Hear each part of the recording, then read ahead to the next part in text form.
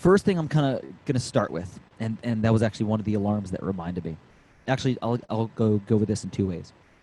Number one, part of the approach with groove and anything in general, when you're learning something, and anybody who's ever taken a lesson with me knows that this is my philosophy, part of what helps us grow and not just learn in this typical structure, you know, that many teachers, not all, go about, is that we want to take what's uncomfortable and make it comfortable. And when I say that, it refers to the fact that everybody says, play by feel, play drums by feel. And often that's literal, and often that's just kind of like the feel of the music, whatever. But by always playing by feel, it doesn't enable us to actually go beyond what is our comfort zone, right? Because when we play by feel, we play in comfort. So part of what we'll do today is we're going to look at a lot of different things. Some may be familiar already. Some may not. Some of these things I use when I teach lessons, not to a full degree, but they're kind of part of that, because it does follow my philosophy of groove.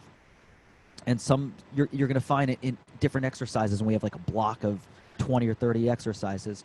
Some of those exercises, or many of them, may be easy, but there may be a couple in there. This is why we go through a plethora of options, and you'll see what I'm talking about soon. Or if you've looked at the PDFs, you already know that we look at every different combination. So find the ones that are awkward, and I'll even tell you the ones that were weird for me at first, and that will kind of dictate, you know, your own progress with this. There'll be times where if you are able to play at a drum set, some people obviously are hopefully watching this later on at a drum set, and maybe they're not, maybe they're just on a mobile device. But when you sit at a drum set, kind of, number one, go through slowly, regardless of how easy it is. You know, we're going to look at groove, and the prime essential groove for 4/4 music is, and we'll talk about different ways that we can take something as simple as that. And when I say simple, I use it loosely, because if I play that at 180 beats a minute, it's very different than chilling at, you know, a nice cool 50 to 70 beats a minute. Or maybe 50 beats a minute's hard because it's so slow that we need to do something mentally, either in our head or out loud, to create some sort of subdivision. And we'll talk about that. So that's my next thing. And again, anybody who's taken a lesson with me has heard me say this. And if you've ever taken a lesson with, this is not like it's my philosophy, with any great teacher, they'll tell you to count. Some will say in your head, some will say out loud, some will say use a metronome, some will say use a metronome that clicks, some will say, you know, there's so many modernized metronomes that count, but counting is huge. By counting, you naturally improve your time. And the reason is, and there are plenty of drummers' jokes that talk about, as a drummer, and you know, a drummer's at the door, oh, the knock speeds up, right? Right? Should I do that apropos? But it's the idea that, why do we speed up? Because our limbs are doing this. If you listen to most music, vocal-wise, and even kind of being offbeat, just as, you know, if you listen to some old James Brown funk, you know that the drums are purposely playing slightly behind the beat or slightly ahead of the beat to create effect. Now that's his intention. That would go directly with vocals, where very often people are pushing behind the beat or dragging or not following the kind of pulse of the beat. And in most vocals, they'll do. Either way, it's intentional. And the reason is, naturally, it's easier for us to sing or count or say things with a clean rhythm. For whatever reason it might be, maybe just because we've been talking longer than we've been playing drums. Most people, you know, have been banging on pots and pans before they were saying words. But just the nature of most human beings, when we create a culture of language, which is unique to us in the way that we do it versus animals who have their own culture of language and communication, there is rhythm to it. And maybe it's just something that is natural to our DNA, but using that premise and counting while we play, it improves groove, it improves time. And that's a big thing. So that's the first thing that I'm going to start with, okay? Now, some people watching this inform me that, hey, I don't really know how to count.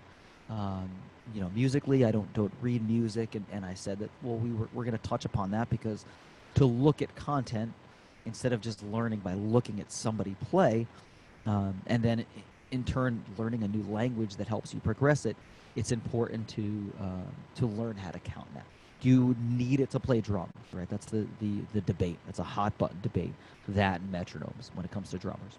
You don't need to read music. Does it give you another tool to improve either at a different rate, better? I don't want to, I say that loosely, because there's certainly there have been amazing drummers that didn't read. But does it provide you a tool? Yeah. So let's talk about the counting. Okay.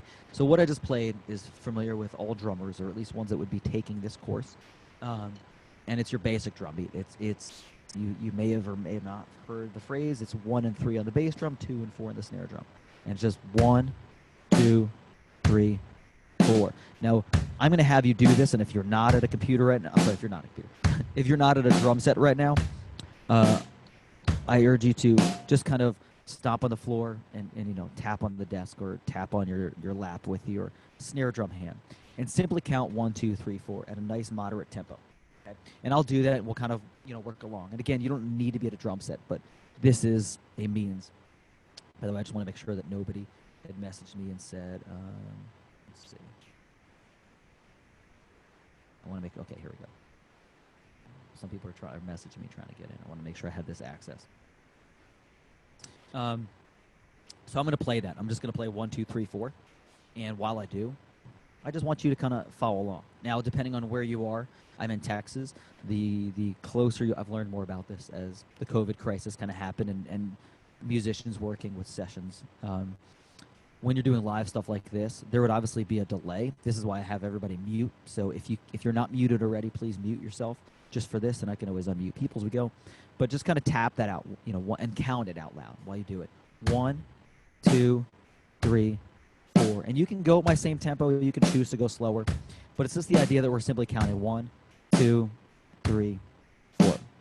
Now this, the course will focus primarily on 4/4.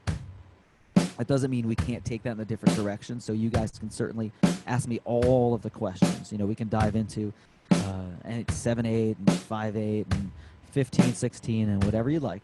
And I'll most definitely explain to you how to apply all of this to different time signatures. It's actually quite easy. Okay, 1, 2, 3, 4. All right. So with playing and with counting, what we start to do is that natural drum beat is we add the hi-hat. Now the hi-hat is playing more notes, obviously, right? I'm only playing 2 kick notes, 1 and 3, 2 snare notes, 2 and 4. But the hi-hat is playing more notes, and it's actually playing more of a frequency instead of following the 1, 2, 3, 4. So if it was just following the 1, 2, 3, 4, the hi-hat would be 1, 2, 3, 4. 1, 2, 3, 4. But we know there are 8th notes going on, and for those who don't know what 8th notes, here you go. There are 8 notes, and it's simply a measure. When we count 1, 2, 3, 4, that's a measure or a time and space. And we add these notes that we give them values, and we're just dividing it up. So if there are 4 counts, we call them quarter notes. 1/4, 1/4, 1/4, 1/4. If there are 8 notes within that measure, we have 8 notes, and we call them 8th notes. 1/8 plus 1/8 plus 1/8 plus 1/8 plus 1/8 plus 1/8 plus 1/8 plus 1/8. You can apply 3rd and 4th grade math to virtually anything you do on drums, especially when you read music and count, and it makes it a lot easier. So the way we count this, we keep this 1, 2, 3, 4 structure, and we go and we add the word and, or you can add an and sign or an ampersand in the middle of it. 1 and 2 and 3 and 4.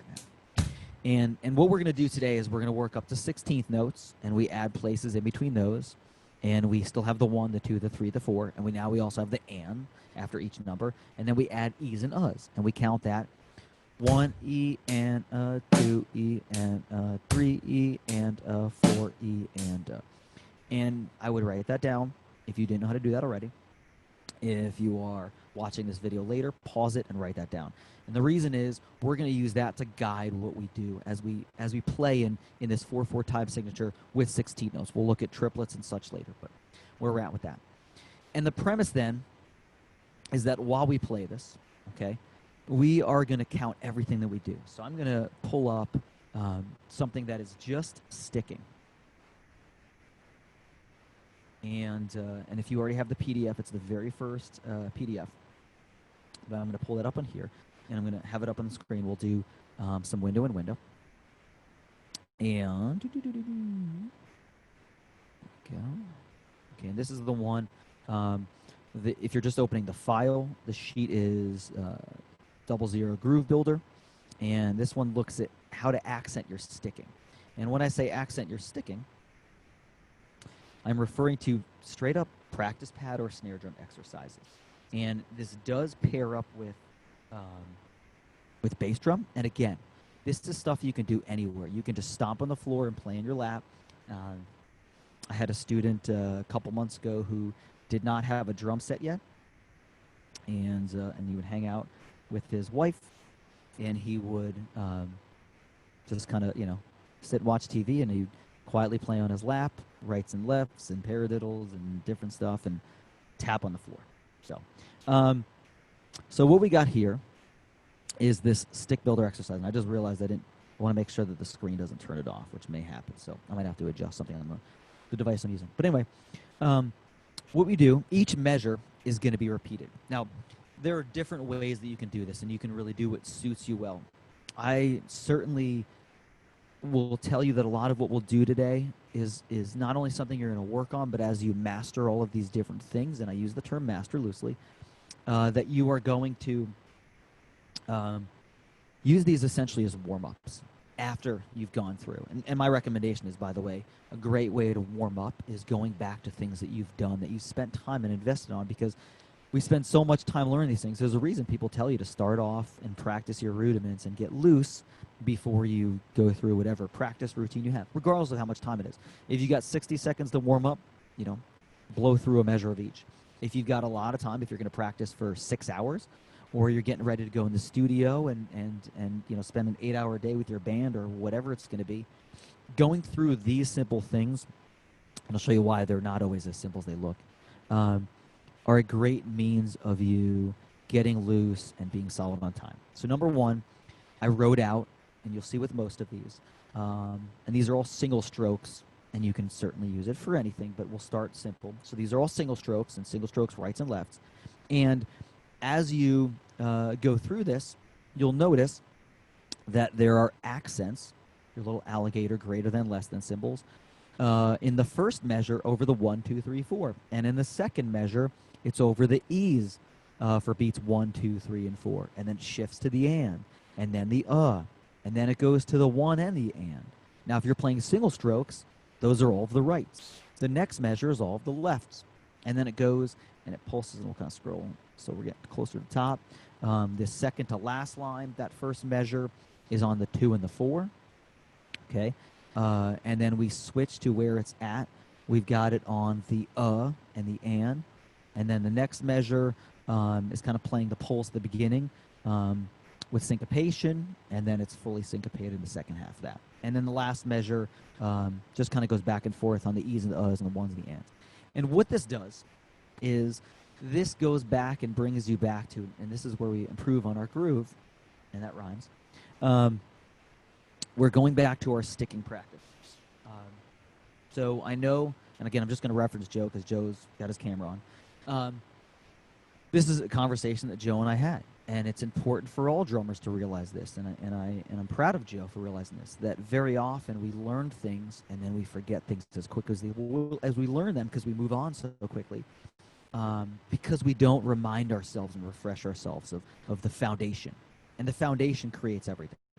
So here's a couple of ways to go through this, and I'm going to go through it. I'm going to give you guys the opportunity to go through it as well. I'm not just going to sit here and say, okay, do this now. I've done master classes where I had a full roster of 40 people, and there was no recording, so it was all live, both virtually and obviously in person. And I would stop and I'd say, okay, you go through it, and I'd walk the aisles. And when I had a full class, using something like Zoom, I'm able to kind of see everybody going through, and I could unmute people and so on and so forth. But I'm going to have you guys kind of go through this, and I'll kind of go along with it, and we'll talk. And then I'm going to ask that you guys please throw out some questions on these things. So as reading this as is, you've got single stroke 16th notes. The counting is there for you. I do expect you to count out loud. The notes that are accented, you can do that one of two ways. You can be have a very dynamic difference between what you're accenting and what you're not. For example, thinking in terms of ghost notes, even though they're not written as ghost notes. How you do these exercises are interpreted by you. So for example, the first measure, it is just, again, straight 16th notes. Your bass drum is pulsing on the quarter notes of all of these, okay? And we're accenting on the 1, the 2, the 3, the 4. The quarter notes are the start of every group of 4 16th notes, okay? So you can be deliberately a dynamic difference or just kind of just a subtle dynamic difference. The idea is that the emphasis is on that dynamic change, the accent. So 1 E and a 2 E and a 3 E and a 4 E and a. Now I played it once. The practice in its own right would not necessarily be just once, okay? The individual who kind of approached me with this method several years ago talked about that he had, and actually I went to one of his master classes about a month and a half before the pandemic hit, and a buddy of mine, Rich Stitzel, I'll give him credit for this, and he went through this and he kind of had some more chill music and he had his metronome set. He did 110 beats a minute. You can do anything that works for you. And he did and I added a few compared to what he had to emphasize this kind of, exact preparation. But he would do everything 16 measures at a time. So each measure 1 would be 16 times. Then measure 2 would be 16 times. Measure 3, 16, and so on and so forth. Then you go back through the whole thing and do it 8 times each. And then go back through the whole thing and do each measure 4 times. And then 2 times. And then 1 time, a full pass through.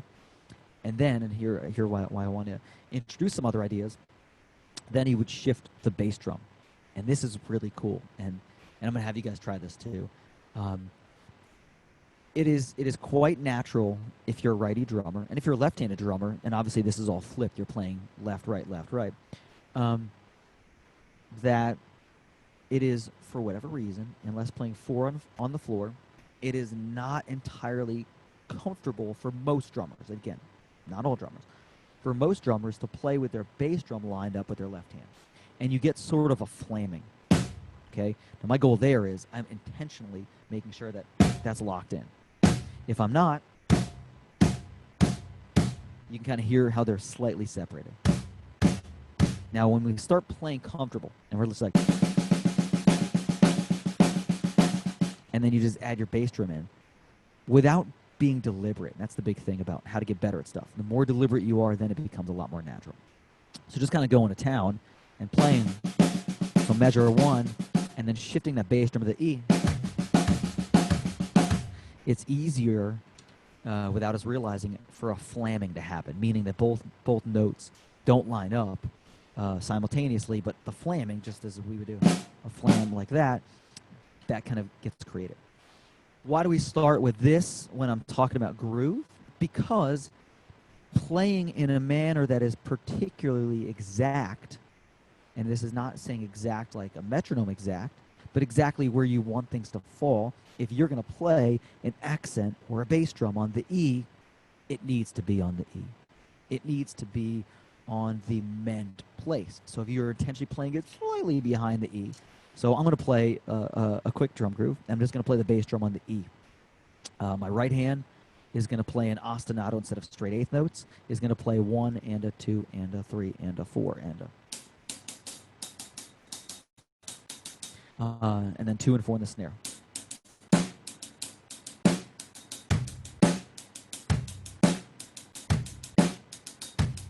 Now if I slow that and count it, 1 E and a 2 E and a 3 E and a 4 E and a 1 E and a 2. So what's happening is I'm deliberate. I'm paying attention to that bass drum more than the other things.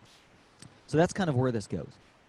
So when you practice this, and I'm going to have you just like literally, I'm just going to do it. I'm going to give you guys just like 30 seconds, if that. So just kind of go through, and then I want you to be able to ask questions. But here's the other thing: as you go on after this, because this is just kind of preparatory for you to go out and work with this. As you practice something like this, or any of the things we do today, again, find the things that are awkward. And I'll tell you what may be awkward, okay? For a right-handed drummer, this may or may not. It is natural for, if we drop down to the 3rd line, the first measure. Oh, trying to use the mouse and it's on my device. So we get down to here. These are the ones on the top. And we've got the accents on the quarter notes, the numbers, and the ands. And it's like 1 E and a 2 E and a. Not so bad, right? We're used to being dominant with our right hand. That's kind of where I'm going with this. If you start playing the same thing where it's the E's and the U's, and it's your left hand that's playing that one, so this is the second measure of the top line that you see right now, is you're playing, 1 E and A, 2 E and A, 3 E and A, 4 E and A. In fact, I'm going to have you try that right now. Make sure you're on mute. Play it. All we're looking at is that second measure. And again, if you're not at a drum set, you can just stomp your foot as for a bass drum, and play a practice pad or hands on your lap or whatever, and just do that. And here's what I want you to do: start chill, and then go to like a faster, comfortable tempo. Like if you're naturally like, because I'll tell you what's going to happen, or I'll let you experiment with it, and then I'll tell you what's going to happen or why it happened. So just do that right now. And again, I'm going to do nice and slow. You start chill and then play a faster tempo and just try it. And I'll explain something after it. So I'm just going to count through. You can even mute me if you want to mute me for a second so that you can kind of focus. But count out loud, please do. And if you go fast, obviously you might want to switch to your head because it's a tongue twister. 1 E and A, 2 E and A, 3 E and A, 4 E and A, 1 E and A, 2 E and A, 3 E and A. Sorry, I told you that was going to happen. You do that. I'm going to make sure my notes do not turn off during the lesson. Dave, where'd everything go? Remember, by the way, any questions, toss them up in there. This video will get watched by, I think we're up to, maybe it's 25. I don't know. Somewhere between 21 and 25. I don't remember. No, we don't want to look at Wi-Fi. Where is my display brightness? Don't turn off. All right. Cool. We're back. So let me talk about that real quick and what I was referring to. So if you tried to play it fast already, you probably just experienced this. It's all right. Let's see, are we up and running on here?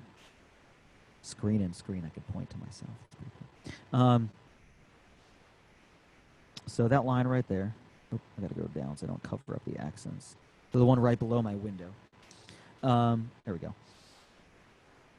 So when we play dominant accents, if we're playing 16th notes with our left hand, the E's and the U's, our brain tricks us into thinking, oh, that's dominant, that's the downbeat.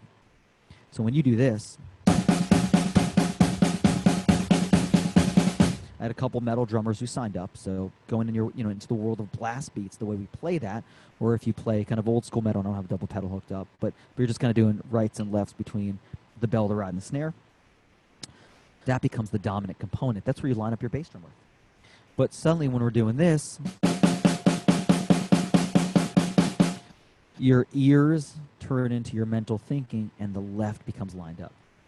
So when you switch to this exercise, and not just this one, but the whole sheet, and you go now, instead of playing the bass drum on the quarter notes, so I'll go back up, and you start playing it on the E's.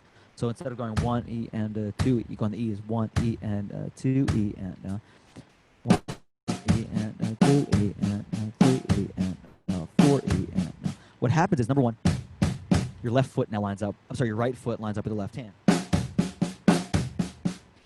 But when you start going, this is what's really cool. The second one, where you're accenting the E,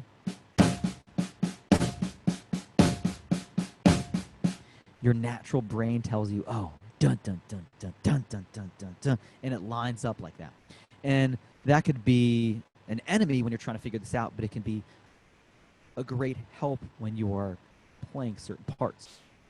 So now let's kind of walk past this. And this is going to be something that I want you to work on as you feel comfortable with it, and you go through the whole thing. Again, you could do each one time. You could do each 2, 4. You can try Rich's 16 each measure, 8 each measure. Just keep cutting in half.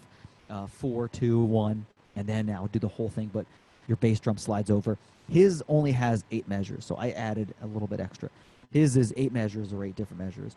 And doing his method, where 16, 8, and all that, and then you slide the bass drum to your E's, and then the ands, and then the U's, and then he does it all of the quarter notes, the numbers, and the ands, and then the E's and the U's. So 1 E and So those 6 different bass drum patterns with this entire thing going 16, 8, 4, 2, 1 at 110 beats a minute will take you exactly 32 minutes to get through the entire thing. Set a metronome. Try that one day. It's pretty wild because it really pokes holes in not only what you can do and what you can't do, but when you start doing what I was talking about, where suddenly your left hand is going, even though they're supposed to be right hand led, it throws your entire comprehension off because the click makes you think, wait, is the click on or am I on? So these are great ways to kind of line that up. So again, why do I mention all that? Well, because, oh, sorry, I hated how these turn into PDFs. Some of these PDFs, if you already looked at them, they're in the middle of the page. I don't know why they're not. But why? Why does it do that? Our mind plays tricks on us on what feels dominant. So, but that'll help your grooving because you're locking in. So just by doing that and counting, you're already ahead of yourself. Now, I'll just explain what this is real fast. So ostinato, for those of you who don't know, is a pattern. That's all. It's a fancy word for pattern. It's a synonym. And the typical pattern or ostinato, we're playing drum beats. And I say typical, I'm just saying generic, and it's not a bad thing. It's typically the go-to. Is just 8th notes in the hi-hat, what we started with in the beginning, and 2 and 4 in the snare drum.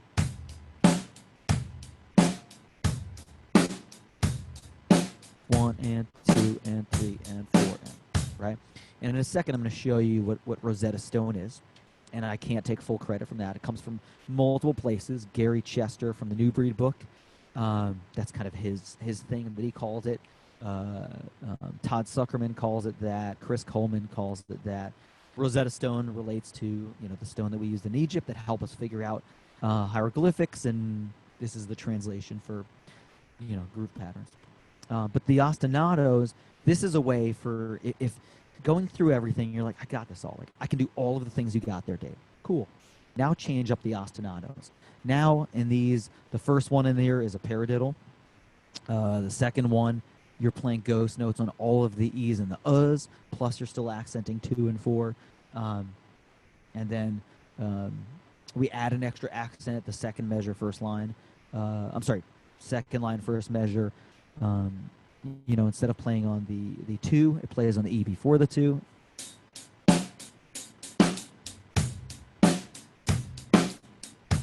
And so on and so forth. So these are just different ideas to increase your left hand awareness, because we're going to focus on bass drum for now, because primarily when you think about groove, it's and Western groove especially, 2 and 4 on the snare and basic 8th notes, and it's the bass drum because it's driving the rhythm section. All right, so here's the Rosetta Stone. In fact, the following, where is it? Probably should turn on the Wi-Fi signal. Sorry. Turn on the Wi-Fi. Don't look at my phone too. There we go. Sorry about that. So Rosetta Stone. And I'll kind of just talk through it, and then we'll kind of go through these things. I don't want to just talk the whole time because I apologize because we don't have so many people in the class, so many people watching the video. I want to make sure that, again, it's informative for everybody who watches this. But we've got 2 hours. We still have an hour and a half left. So don't sit there so quiet. Oh, man, see, that's why I turned my Wi-Fi off. I don't want these things popping up. For those of you who have kids, you know that kids will interrupt your practice time, and I have a 2-year-old.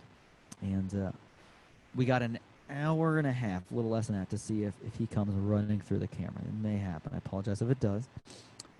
But it does happen. Anyway, bass drum is the emphasis. So everything that we're looking at, and it says it in the title, everything we're looking at, snare 2 and 4, and then 8th notes in the hi-hat. It also says applies to beats 1 and 3. And I'll kind of explain how you can use all of these and grow from it. So here we look at literally every kick pattern you're going to have in the realm of 16th notes on beats 1 and 3. We have first the single note, and it's on quarter notes, then it's on the E's, then it's on the ands, then it's on the U's. Okay. And I'm not reminding you of these things. I mean, these are things you're going to practice.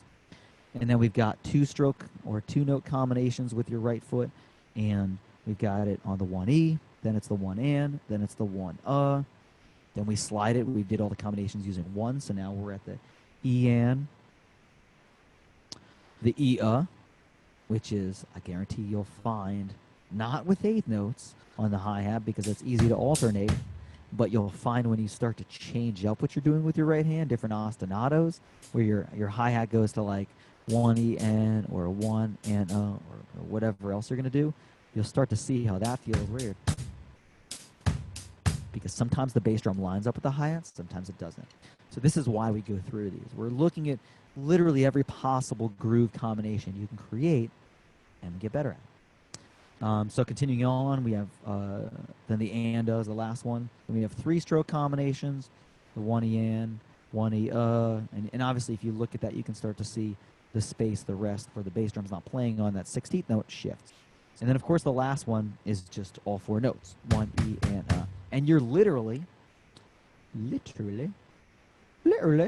going to go through all of that. And you're going to play all that. And I'm going to have you kind of go through it a little bit right now. I'm going to model it, and I'm going to keep modeling it, and then you're going to do it. So I'm also going to stop because I'm going to listen in on you guys a little bit. And then, again, the people who are watching, they are going to make sure I pin the video. But so people, otherwise people are going to be staring at all you guys too.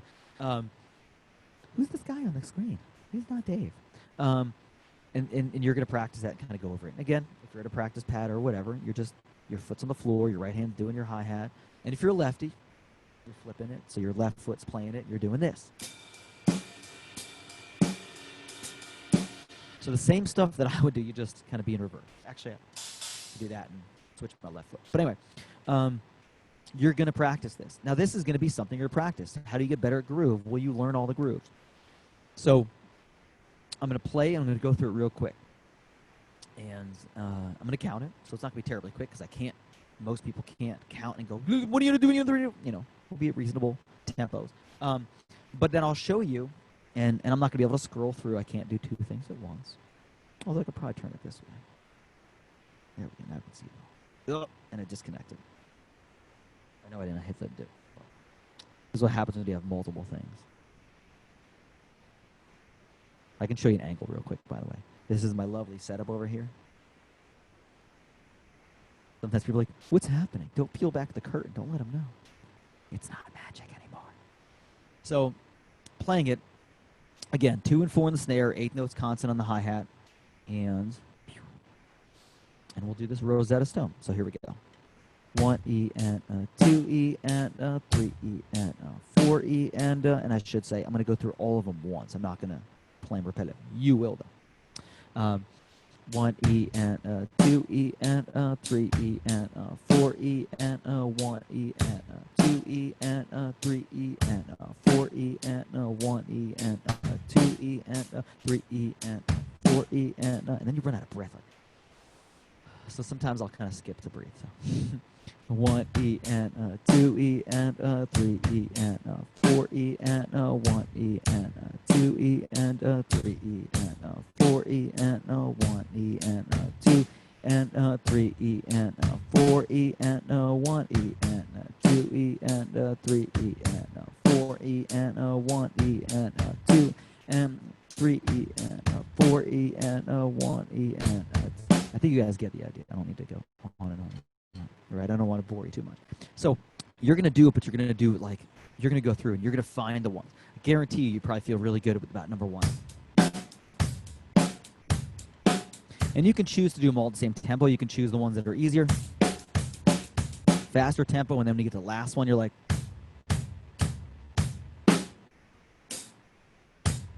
But what's happening here is you are learning every combination. Now that's beats 1 and 3, right? So yeah, Dave, that's beats 1 and 3. What about beats 2 and 4? I'm glad you said that. So the next thing you're going to do as you realize you feel comfortable with these is then you're just going to do the same pattern for beats 1, 2, 3, and 4. So if I were to go to, let's do line, the third from the bottom and the first measure. And that's where the bass drum is on the 1E and. So you would just do that for 1E and 2E and 3E and 4E and. 1E and 2, sorry. And I did do it right there. 1E and 2E and 3E and 4E and what's going on is a couple things. And this is what's really cool. Number 1, you're lining up and your grooves are going to be better, infinitely better, seriously, because you're going to play this with a metronome, right? and you're going to count it out loud, right? But what's also happening is you're mastering every combination. Seriously, every 16th note combination. Now you can start to crank up your metronome. After you feel good about these, here's the metronome speed you're going to spend some time with. Okay. I like to start at a chill speed and just keep working my way up. I'll go through everything maybe once, maybe a couple times, whatever. Maybe the ones that I want to kind of tweak a little bit and spend some more time on. And then I just keep bumping up 5 or 10 beats a minute. And then you're going to get to your threshold. And this is what Chris Coleman calls the happy zone. He didn't call it that. He called it something I just can't remember. Something zone. But from an educator's standpoint, we call this the zone of proximal development. Yeah, I just got education on you. So the zone of proximal development, and we use this in schools, is here is too high above. Like, you can't reach this. And that's not like a judgment point. That's just like that's above someone's level, like significantly. That's the out of reach. Here is too easy. Okay? And when you teach someone, you teach within this zone. Usually in the middle is like that's that point you know they can reach. You just got to push them. But think of this like if we were actually jumping off a cliff. We did something similar to this in gym class. We climbed the rock wall. We got up on this seat. We stood up on it. I mean, the seat is literally like 2 feet wide, and we're like up against the wall like this. I don't know centimeters for I got a couple of international students metrics. Let's just say that's 48 centimeters. I don't know. And you're standing up on this wall, and you're 20 feet in the air, and it got a safety line on. And there's a monkey bar, if you will, or like whatever the bars trapeze artists use. And you have to stand on it, and gym teachers, and you jump.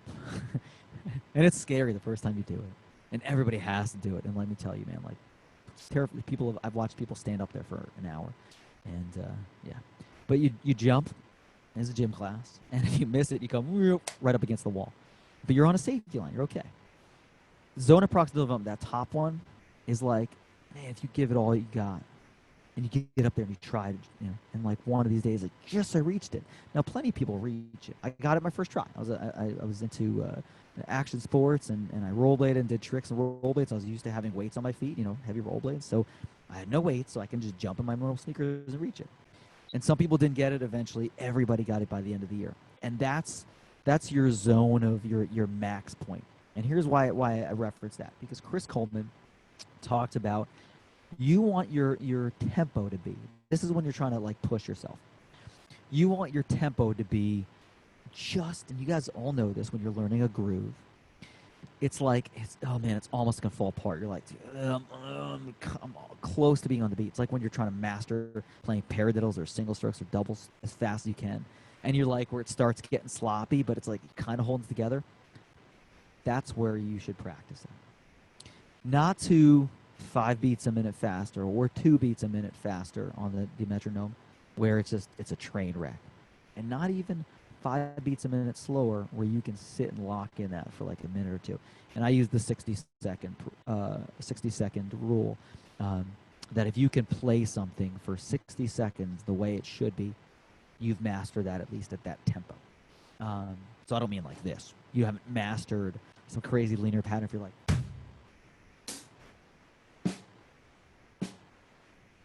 that's not mastered. But playing it at a proficient speed. So like right above that, but not the train wreck. Somewhere in the middle of that. That's your zone of proximal development. All right? And work on these at your speed, because you're going to start seeing, number one, your kick patterns developing, faster and more efficiently and cleaner. That's the big thing. The other thing that I want to make sure that I state about groove is sloppy versus clean. And a metaphor that I use is the good enough versus mastering it. I'll say that word master a lot. Good enough is I learned something, I'm going to go to a jam, and I'm like, I could play it. I could play it. Maybe my snare hits are not even. In this case, bass drum. If you're going to play those 4 strokes, they have to be as clean as you playing 1 stroke.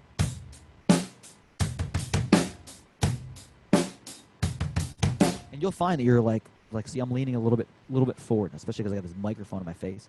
But you'll find that you may kind of adjust your body.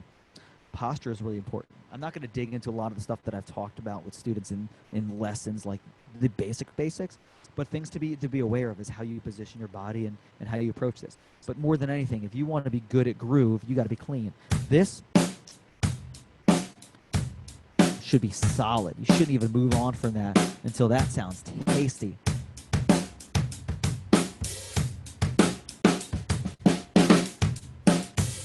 Okay. Everything that's happening here is in this sheet, because then you go to beats 1, 2, 3, and 4, and you play it all. And then you start mixing it up, and that's where really groove comes alive. So then your next step is you take all of these and you play mix and match. And you're like, all right, for beat 1, I'm going to do the third line, first one, though, 1E.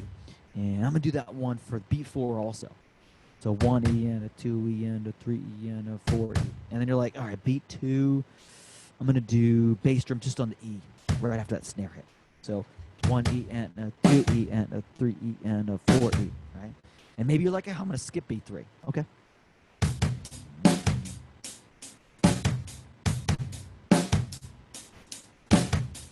And don't be fooled. The word groove can mean beat. It's interchangeable.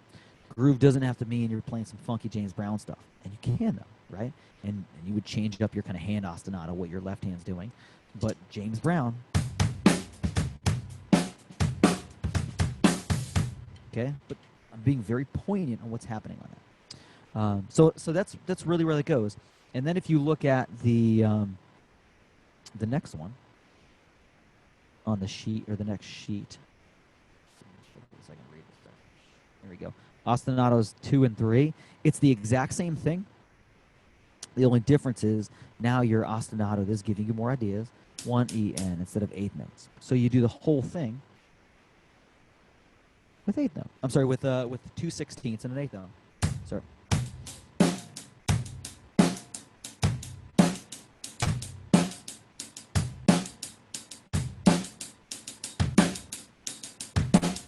Okay. And then the one after that is 1 and a. So not the one on this screen, but the next one. Wish I could just scroll to the side. There we go.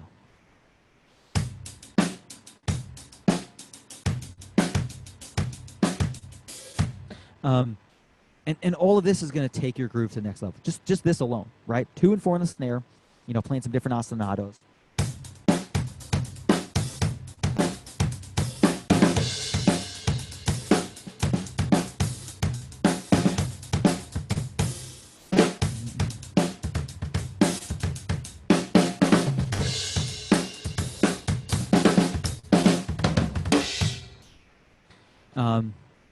Fills.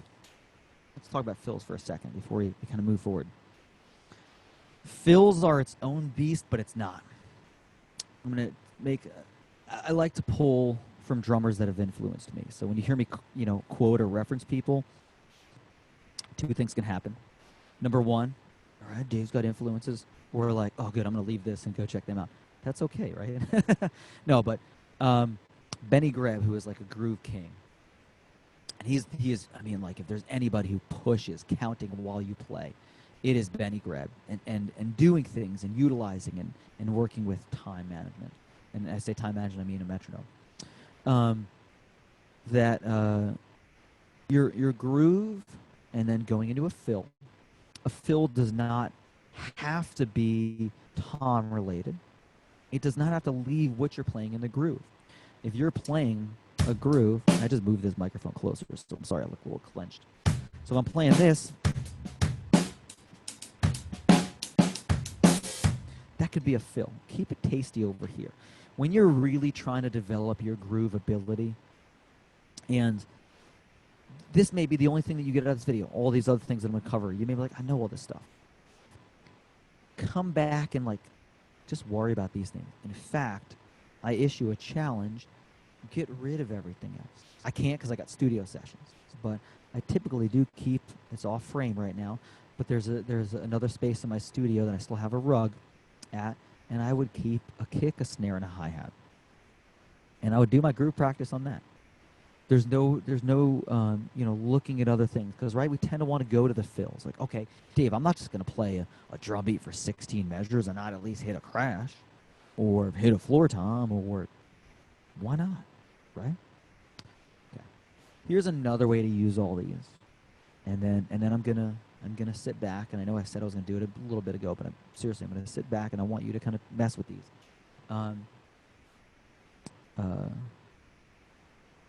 The other way to do this, to really expand on this, because maybe you do have these mastered. You know, people sit and they work on stuff.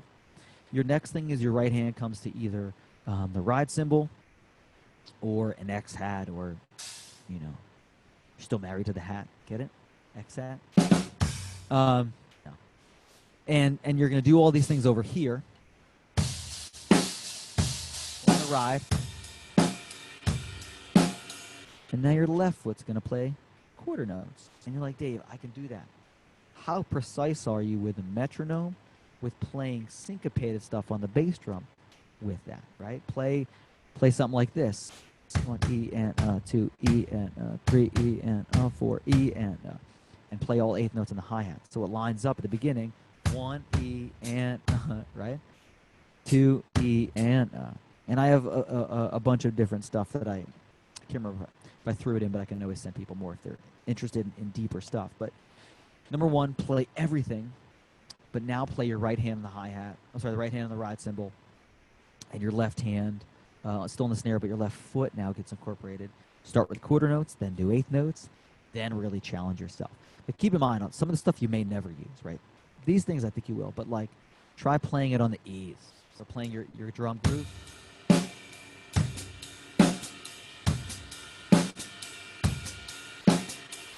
And then play it on the E's and the U's, or just play it on the ands, or play patterns, play 1 E and a 2 E and a 3, you know, 1 E and a 2 E. So explore. And especially when you have more going on. I mean, I'm just giving the example of the kick on the 1 and 3, but going through this whole thing, I wish I had time. You know, if we had 8 hours, I could show you all of these things. We don't. But I want to say these things so you have these ideas. And that's very often what happens. People, sorry, I'm grabbing for my water. People need ideas. So use your left foot more and do more with it. And I'll talk about one little tweak right now after I take a sip. And then I'll let you guys kind of try some of this out.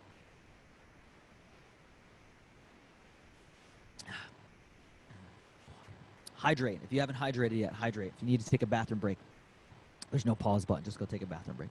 It's all recorded for you. And then another way to start incorporating the left foot is doing these same grooves. I'm going to go back to, I'm actually going to play 16th notes in the hi-hat. Is take out one of those 16th notes and replace it with your left foot playing the hi-hat. So if I go from this and 2 E and 3 E and 4 E and I'm going to take out the E's. 1 E and 2 E and 3 E and 4 E and I'm going to replace it with my left foot. 1 E and 2 E and 3 E and 4 E and there are two ways to look at that. Number one, you could be like I was in 4th grade when I asked my teacher in school, why do I need to learn paradiddles when they sound exactly like single strokes? To me, that was a waste of time, right? I didn't know what I'd be doing, you know. I'm going to go home and wail on my drum set all over the place. And her response was, because I said so, right? That's what teachers told you back in the 80s. Actually, I lied. It was 1990 when I was in 4th grade. But the other way to look at this as texture, right? Why do I have all these symbols? Because I'm addicted to buying symbols. But really, why do I have all of these symbols? Because they're different colors, they're different tones. I have a stack here, but if I took these splashes off, this top one over here, there's an 8 inches up here, and this is 8 inches. They sound different. All right, here's a crash. Here's another crash. They sound different. Here's a ride, bell, this, right? So I play on the bell. So by playing this, and you guys are probably like, Dave, why weren't you on this angle this whole time? Now I can see your pretty drum set and not your face. Don't burn me. Is playing like this. Oh, by the way, I forgot to preface this whole thing. This is just an SM58 Shure vocal mic or talking mic, and it's rich in highs, so everything else does sound a little bright. So I apologize if it sounds kind of brash coming through when this thing is off. everything sounds nice and clean, but you know, vocal microphones do that.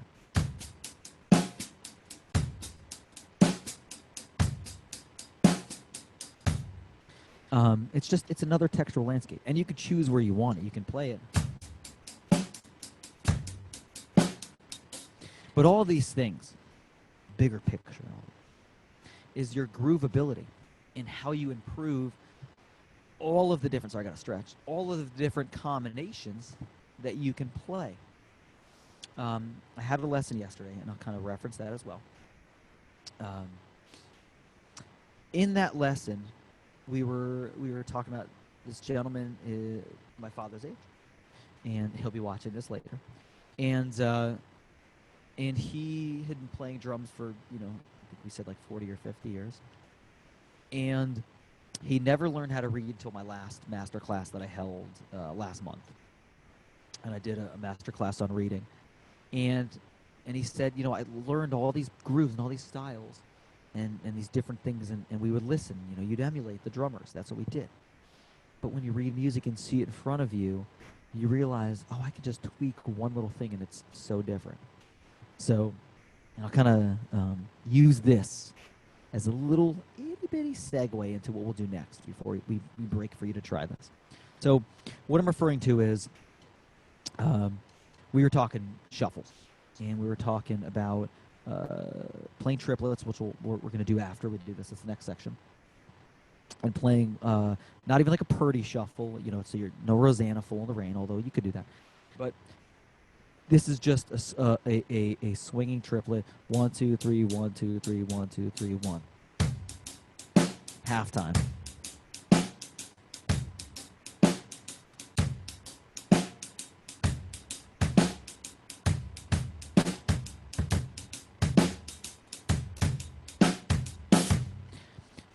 And I can't remember which one we were talking about in particular, but the general point of this is, first of all, he never thought to put his bass drum in between the shuffle. It's not a common thing. It's not, especially with swing and big band, whether they're playing in swing 16s or triplets. It's not.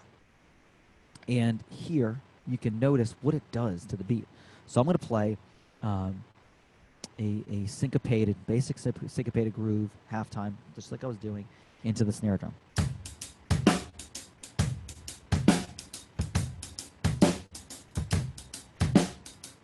Now what I'm going to do is I'm going to tweak that bass drum. Instead of being on the 3, I'm going to tweak it. I'm going to throw it in a couple times because it's fun, on the 2. So in between that, not on it or at the end of it, in the middle.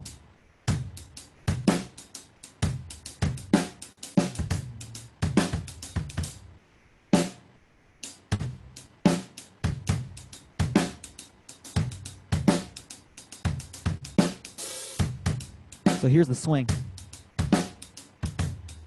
and then in the middle. So the reason I reference that, and we'll talk about it more in a minute, is because what you're doing here is you're mastering all the combinations. So the groove really comes down to now you feel it because you can play all these patterns. And then you realize I can just tweak these little things, and now I've mastered the combination, so that's not hard for me. And now I can play any type of groove and match any music. I can listen to a bassist. I've been counting and playing. This is what you're all going to be telling yourselves. This is not me. This is in your voice. You've been telling yourself. I'll use a different voice. No, but you will have practiced these things. You'll have counted these things if you followed my advice. And you can now listen to maybe a bassist, a guitarist, whatever. And you can play what needs to be played. You can groove to anything. You've mastered it. We're not talking about adding some crazy, chop and fills and what have you. We're talking about 4/4 straightforward time. There are optional ostinatos in that second, I think it was the second sheet, that you can change it so you can play, instead of like.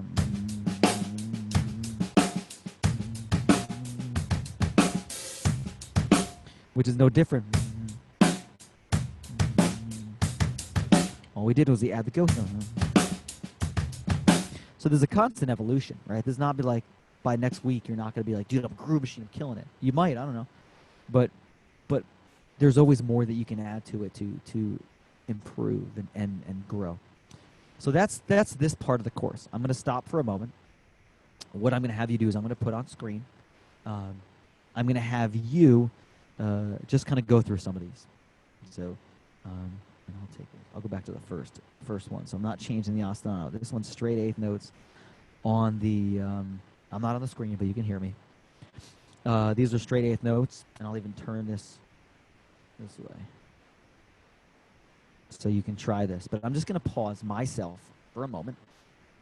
And if you're obviously watching this video, you're like, Dave, your battery's dying. No, if you're watching this video, you are, at this point, you pause it a little bit and go through some of these. Or you're obviously going to be doing that at your own leisure. So just for a moment, I want you to kind of just try to play with these. And pick one maybe. We're not going to do this super long. But try it out. Try and kind of feel out which one. Maybe look at one that seems more challenging.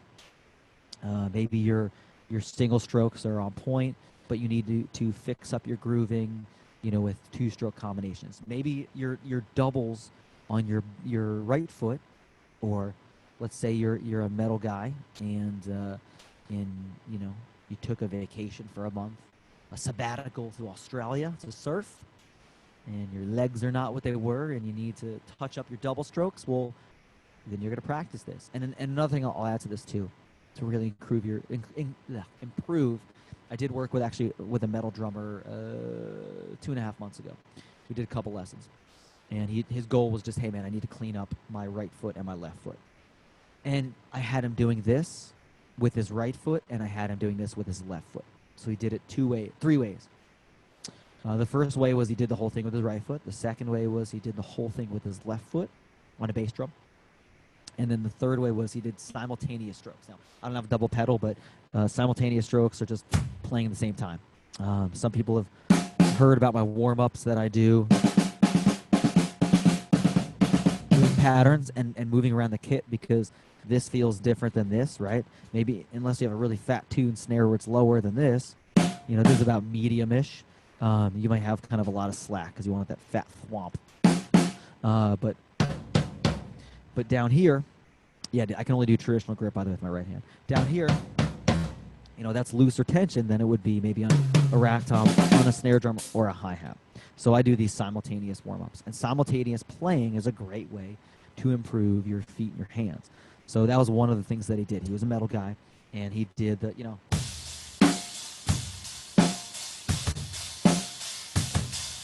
and so on and so forth. So there's so much that you can do with this to improve your left foot as well. So anyway, all right, I'm gonna look at the timer. You're gonna get 120 seconds of silence from me. Believe it or not, I'm gonna take a sip of my coffee. Here, I'll stay on screen, so you don't think I left to go do something cool like eat chocolate. 120 seconds. Just kind of go through this for a minute. You can flip through the ostinatos. You may or may not have done some of this, but I just want you to kind of feel through it. This way, if you have a question, you can ask that now. All right, 120 seconds, go.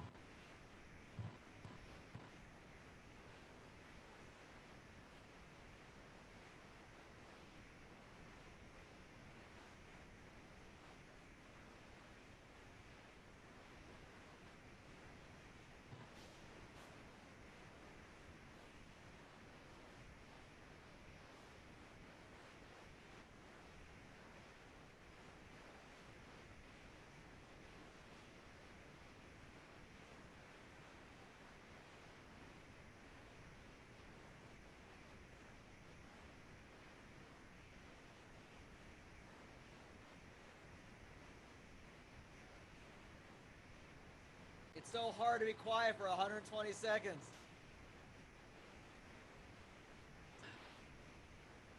I guess I ruined it right there.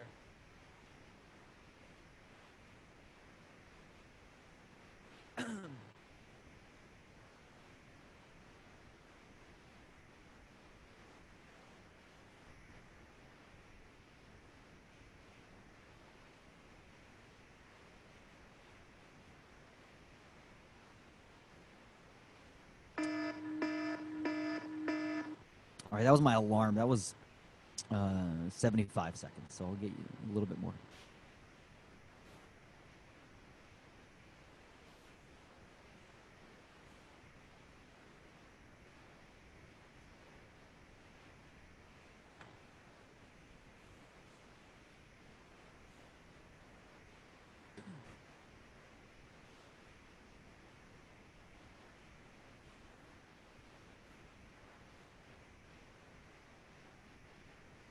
All right.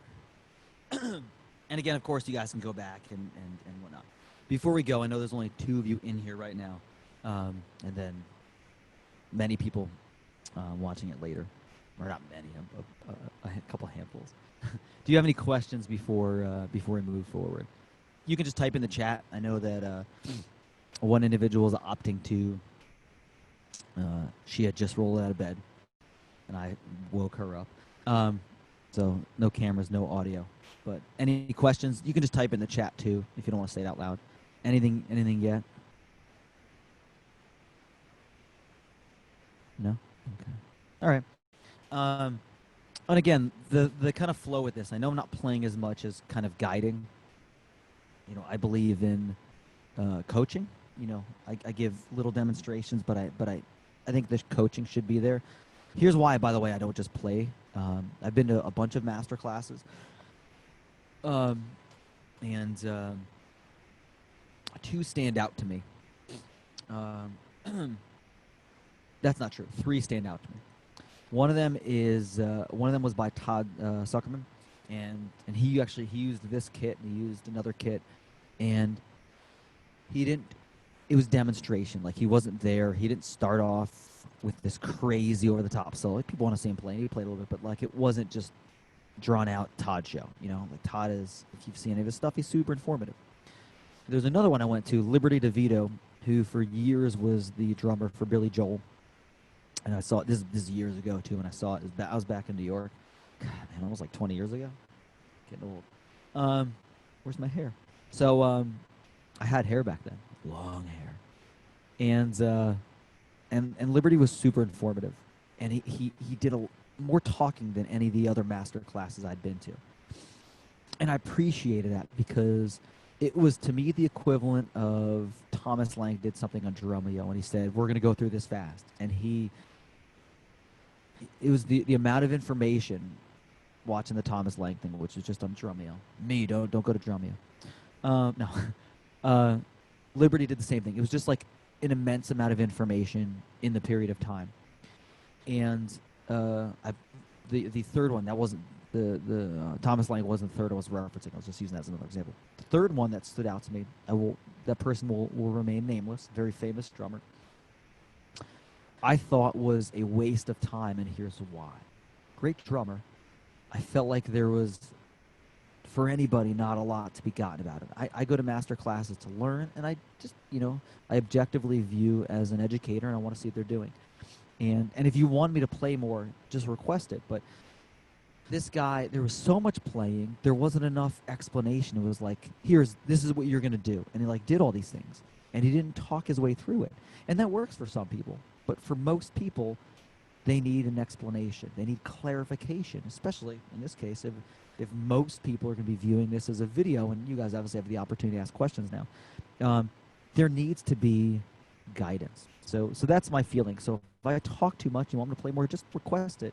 But I want to make sure that everybody does get an opportunity to understand and walk away with this. So that's why I went such. So let's look at, I'll kind of come back to my main screen.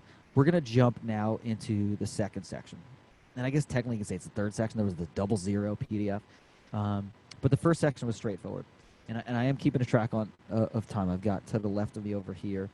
Got screen so I can see everything. I got another one over there so I can see you guys. And it looks like I'm staring right into your eyes. He cares about me. Joe, thank you for snickering. You're the only one I can see, and it's nice to see that I have some kind of humor. So the next one we're going to look at is see if I can turn this sideways. We're going to look at shuffles and grooves. So I broke this PDF up in a couple ways. Number one, the PDF here is going to look at bass drum combinations. And this is much in the same way, although I didn't put it on the same sheet, because I wanted, typically with shuffles, whether it's halftime or regular time, and I do have a lot of these geared towards halftime, meaning you're playing triplets and you're playing on 3. So 1, 2, 3, 2, 2, 3, 3, 2, 3, 4, 2, 3, your accents. And the reason I'm counting 1, 2, 3 like that, people learn to count triplets in multiple ways. I mean, I've never learned and I've never heard of other ways that people really do 16th counting. But triplets, you know, people do 1, 2, 3, 2, 2, 3, 3, 2, 3, 4, 2, 3. They count to 3 over and over again. 1 and a 2 and a 3 and a 4 and a. I learned when I was a kid 1 tati, 2 tati, 1 ticka, 2 ticka. I mean, there's a million. So I'm just going to use generic 1, 2, 3, 2, 2, 3. Let me get back up on screen. So with triplets, we're looking at groups of 3. We're not looking at as 16 triplets, because then you can say we're playing 2 and 4. So we're thinking in terms of like Rosanna, Fool in the Rain, you know, halftime, breaking it down, the dominant kick on 1, snare on 3. You can have stuff in between that, but that's kind of where the foundation is. 1, 2, 3, 2, 2, 3, 2, 2, 3, 4, 2, 3. So I have on this sheet here bass drum patterns, and much in the way we did Rosetta Stone, you're going to do these over and over again. And on the next sheet is all of your ostinatos. So right now, just for the sake of keeping it simple, I'm going to play this 1, 2, 3, 2, 2, 3, 3, 2, 3, 4, 2, 3. Just the 1 and 3 of every set of triplets.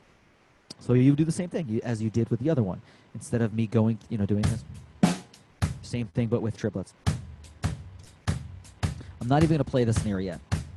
Just the things that you're going to kind of work on in the same way you're working on your groovability. Okay, and then now instead of playing on the quarters or the first of every partial for the triplets, you're going to play the third partial or the third triplet. Again, there's so many ways you can explain this. It means the same thing. You know, people think they're glorious because they write a new book because it explains it a different way. No, it's the same thing. 1, 2, 3, 2, 2, 3, 3, 2, 3, 4, 2, 3. So, and then the first and the third. Yeah.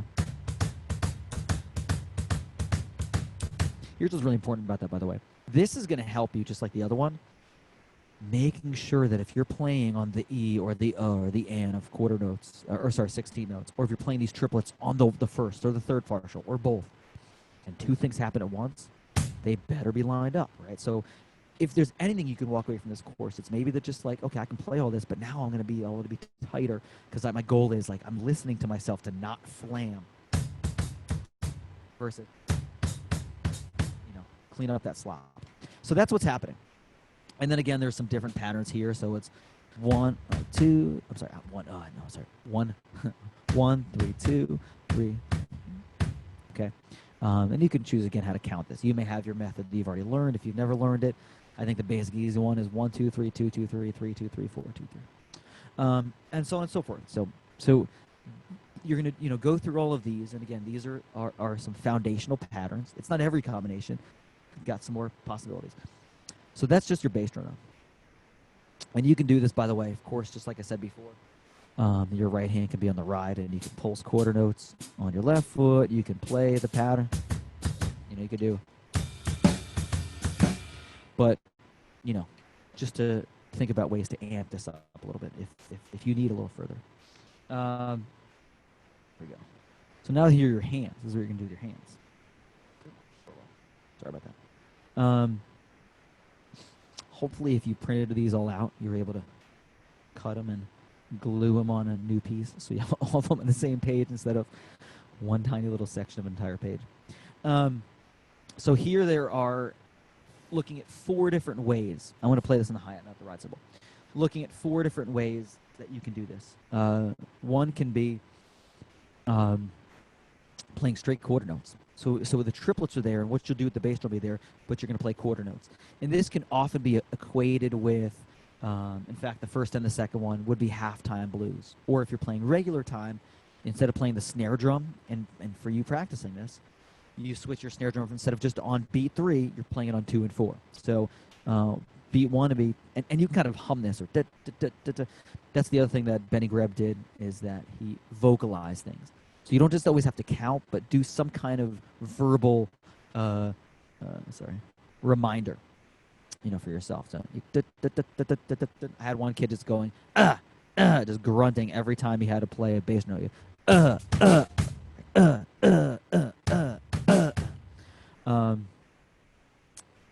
It was weird, but that's what worked for him. Anyway, so straight quarter notes, or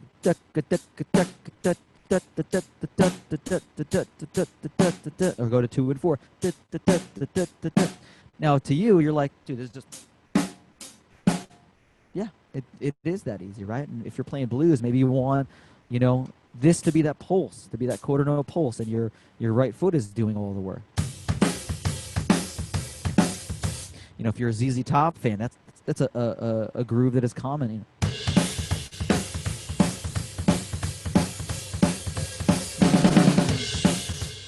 So yes, quarter note is definitely an important ostinato to know. And again, I highly recommend learning the things that we're doing today in with the different ostinatos. Start with what's easy and then explore. So the next one is obviously what I was already playing, the swinging triplets, where you're playing the first, a third partial. And you can count 1, 2, 3, 1, 2, 3, 1, 2, 3, 1, 2, 3, 1, 2, 3, 1. The problem is that as you go faster with things, obviously it trips you up. It's hard to say, not just because it's hard to say what you're doing, but it's hard to literally say them fast. But 1, 2, 3, 1, 2, 3, 1, 2, 3, 1, 2, 3. And then the next would be something that a lot of people don't do. A lot of people don't work on, unless they're trying to kind of play a slow, odd groove, but playing on just the third partial. Okay, 1, 2, 3, 1, 2, 3, 1, 2, 3, 1, 2, 3. It's an awkward one that not a lot of people use. People will do it, but they'll do it in a dynamic way. So they might play the second one, the first measure second, first line second measure. I just go. Bernard Purdy does that.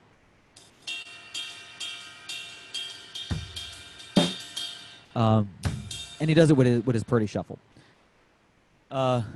There is one, by the way, I just realized right now that I left off that I think was so obvious that's why I left it off, is just playing all triplets.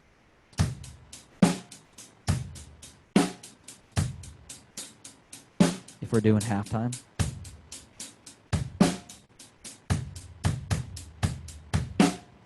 Which is your slow blues. I was raised in a blues household, so blues always comes on my mind. But anyway, the second line, second measure, the last one is your Purdy shuffle. It is the same thing as the line above it, but you're adding the ghost notes tenderly, gentle, in between. And I'll give a view for those of you who are not a Purdy shuffler.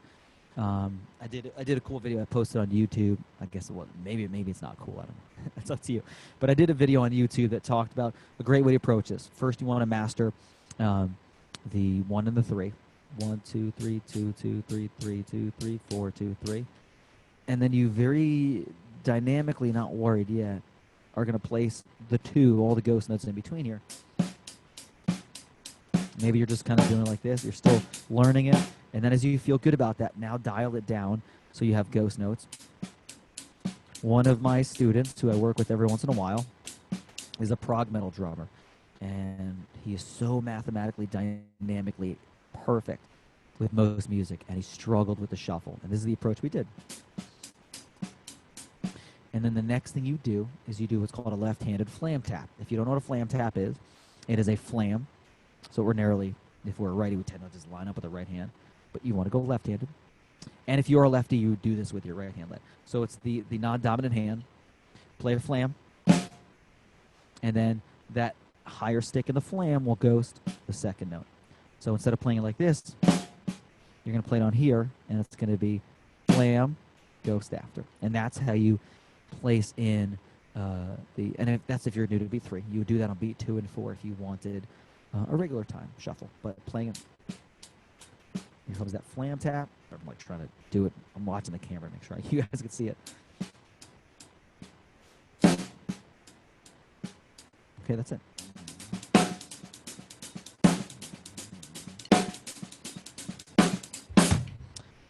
So that's that last one. And again, these are the ostinatos.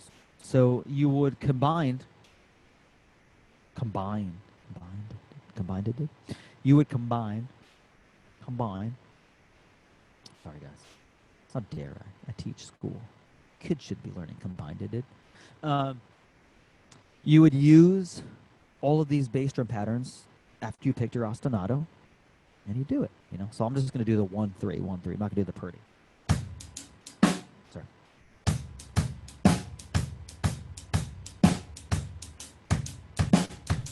By the way, do this at speed that works for you.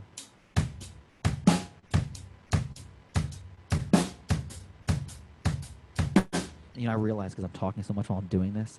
Clean that up, Dave. This is what happens when you multitask. This is why my wife gets mad at me when I'm texting and trying to listen to what she's saying. I have no idea. I'm losing out on one of them. So you would use this same approach with the Rosetta Stone. I don't think that I need to go terribly deep into that because you understood the concept. Hopefully nobody asked questions. From the other one, you'd apply the same thing. So you're going to pick your hand ostinato. You're going to go through all of the bass drum exercises. Again, you could do 1 each, 10 each, whatever you want. You could do the rich method. Rich, Stitzel, not rich, loaded with money. Although I do take donations. And you'll just go through all of them, if you want to do his method 6 times each and then 8 and so on and so forth. And now you're mastering your shuffles, right? So you're grooving with some nice shuffles. And you've got different ostinatos in your, I'm going to use the term with a double entendre, in your pocket, right? Pocket drumming is groove drumming. In your pocket, your bag of tricks, you can switch out. So you can play your stuff, with your purdy. Yeah, I'm a Rosanna.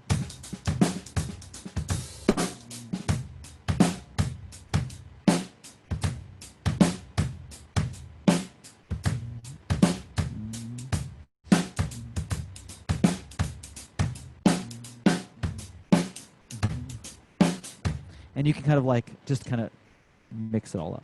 But the point is that you're increasing your groovability. Now you may have walked into this class saying, I could do most of that straightforward stuff, but dude, this is my weakness right here. Now you have focus. You've got okay, I'm gonna jump back and forth with these. You've got your bass drum that you're gonna work on, your patterns, and you've got them with your hand ostinatos. And again, you can come up with more creative. Like these are the straightforward ones. Just like I didn't give you literally every hand ostinato for your straightforward grooving. The world is your oyster. You can do the quarter note for the first one, and then the second one do the third triplet. 1, 2, 3, 1, 2, 3, and you can play the 2. 1, 2, 3, 1, 2, 3. Okay. If you think about triplets in the deeper meaning of counting in sixes, what? Let me get deep on you just for a second. Counting triplets out of sixes, you can count 1, 3, 5. 1, 2, 3, 4, 5, 6. There's 3 notes. 1, 2, 3, 4, 5, 6. And then you can count, doing that, you can count 1 and 4, which would give you 2 notes, or 8 notes. 1, 2, 3, 4, 5, 6. 1, 2, 3, 4, 5, 6. Or you can count and play whichever ones you want, right? You could do 1, 2, 4, 5. 1, 2, 3, 4, 5, 6. Okay? But just kind of think of places you can go with that. Anyway, I like to give little nuggets of deep thought. By the way, by using counting, before I move on, counting and looking at specific, precise places, like I want to try that, that is how you really go deep into your groove. If I'm going to play, oh man, see, I knew I was going to get lost in saying stuff like this. We're going to go deep for a second. Purdy shuffle. I'm going to play this nice and slow. I'm going to do the same thing.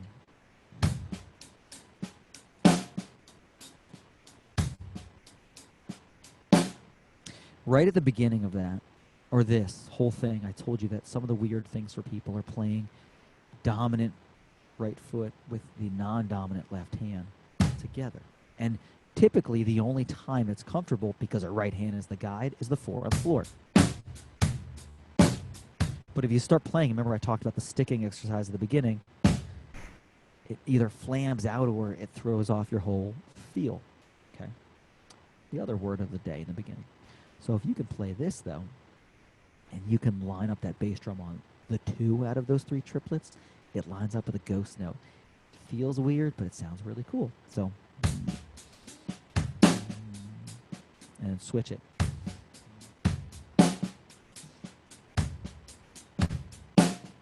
So just some ideas. Allow your bass drum and your left foot, your bass drum and your left hand to line up. But anyway, going back to this, you do all these, but you can also do them with your left foot on the hi-hat, and again, a plethora of combinations. These ones I'm just gonna show you. These ones, and again, it's really annoying that they print on different pages. Each one of these 3 following PDFs, the Groove Builder exercise 1, 2, and 3, they really have 4 exercises on each, or you can read it straight through, kind of what's going on here. So right here you see 4 full measures. You can practice 1 measure at a time. And again, you can start to see, it's kind of, this is what I told you to do on the last, on the straightforward Rosetta Stone. I said get creative and kind of choose some stuff that you're going to play. Say, okay, I'll do Rosetta Stone, the first measure for beat 1 and the 8th measure for beat 2, and, picking and choose them. This I've kind of given it for you. Sometimes it confuses people what to do, especially if you think about stuff like this. You have less notes, and if we're only playing on the 1 and the 3, we're only looking at 8 notes in a measure, so I gave these as multiple measure lengths. So you can play this as a 4-bar practice groove, or you can play it as a 2-bar and just do line 1 and then line 2, or you can just do it as 1 measure at a time as you practice these, and just play measure 1 over and over.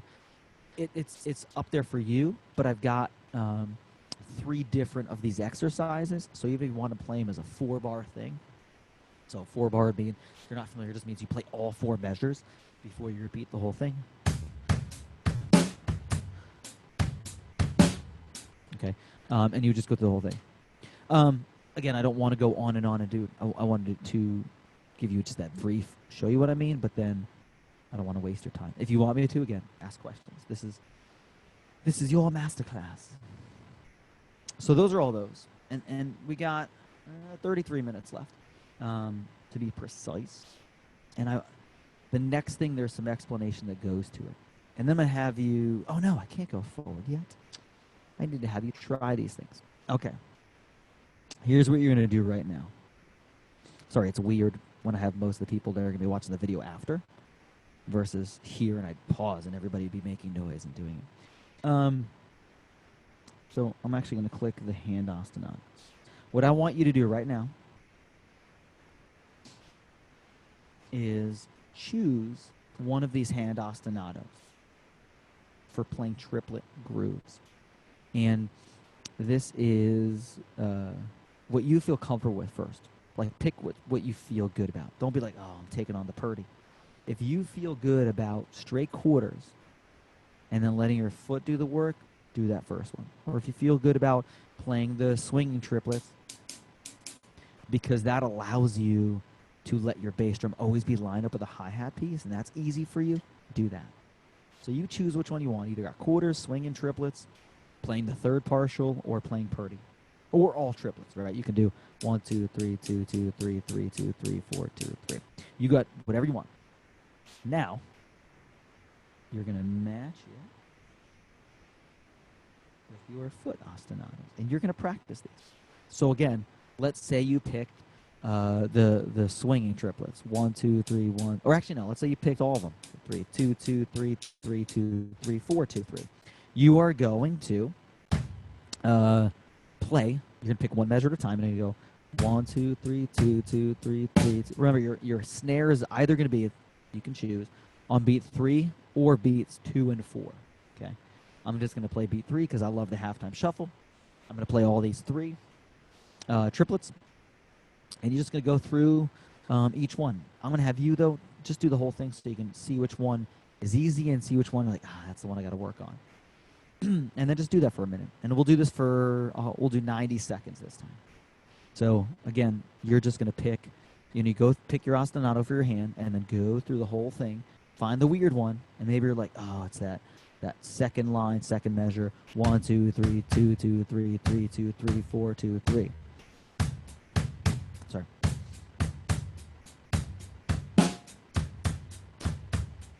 Okay, that was on beat 4. I played the snare drum. I'm going to try that beat 3.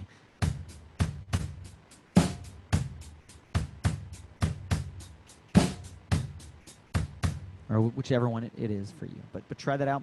90 seconds. Dave Bloom's going to shut up. 90 seconds, I promise. I should probably mute myself, then I could shut up. All right, go for it.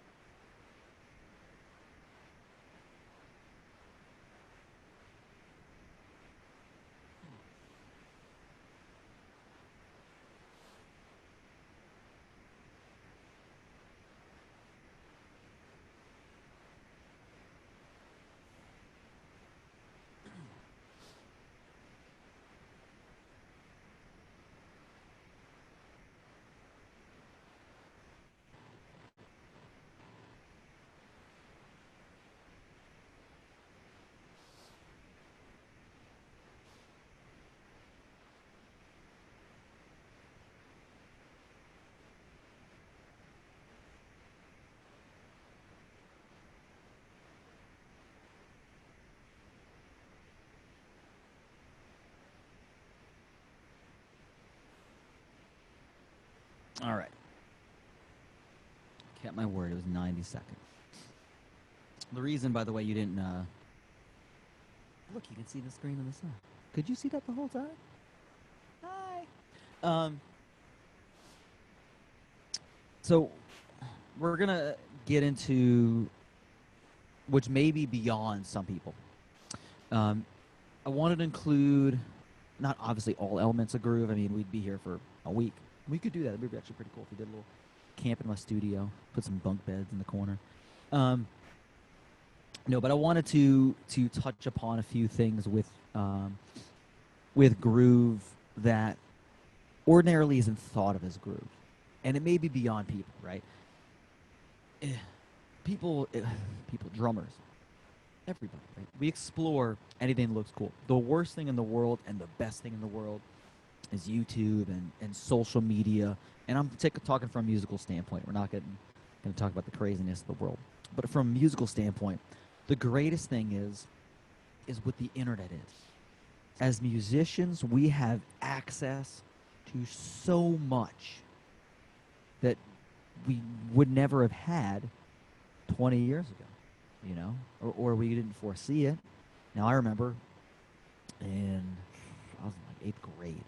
So 1994-ish, maybe even 93, even a little before that. My brother, when he was 13 years old, asked for a modem. And let's see, I was 9 years old, so it was 1990. We had a modem. And, sorry, I have very white legs. I went to the beach, got very sunburned, and now it's back to being white. And it looks worse under these studio lights.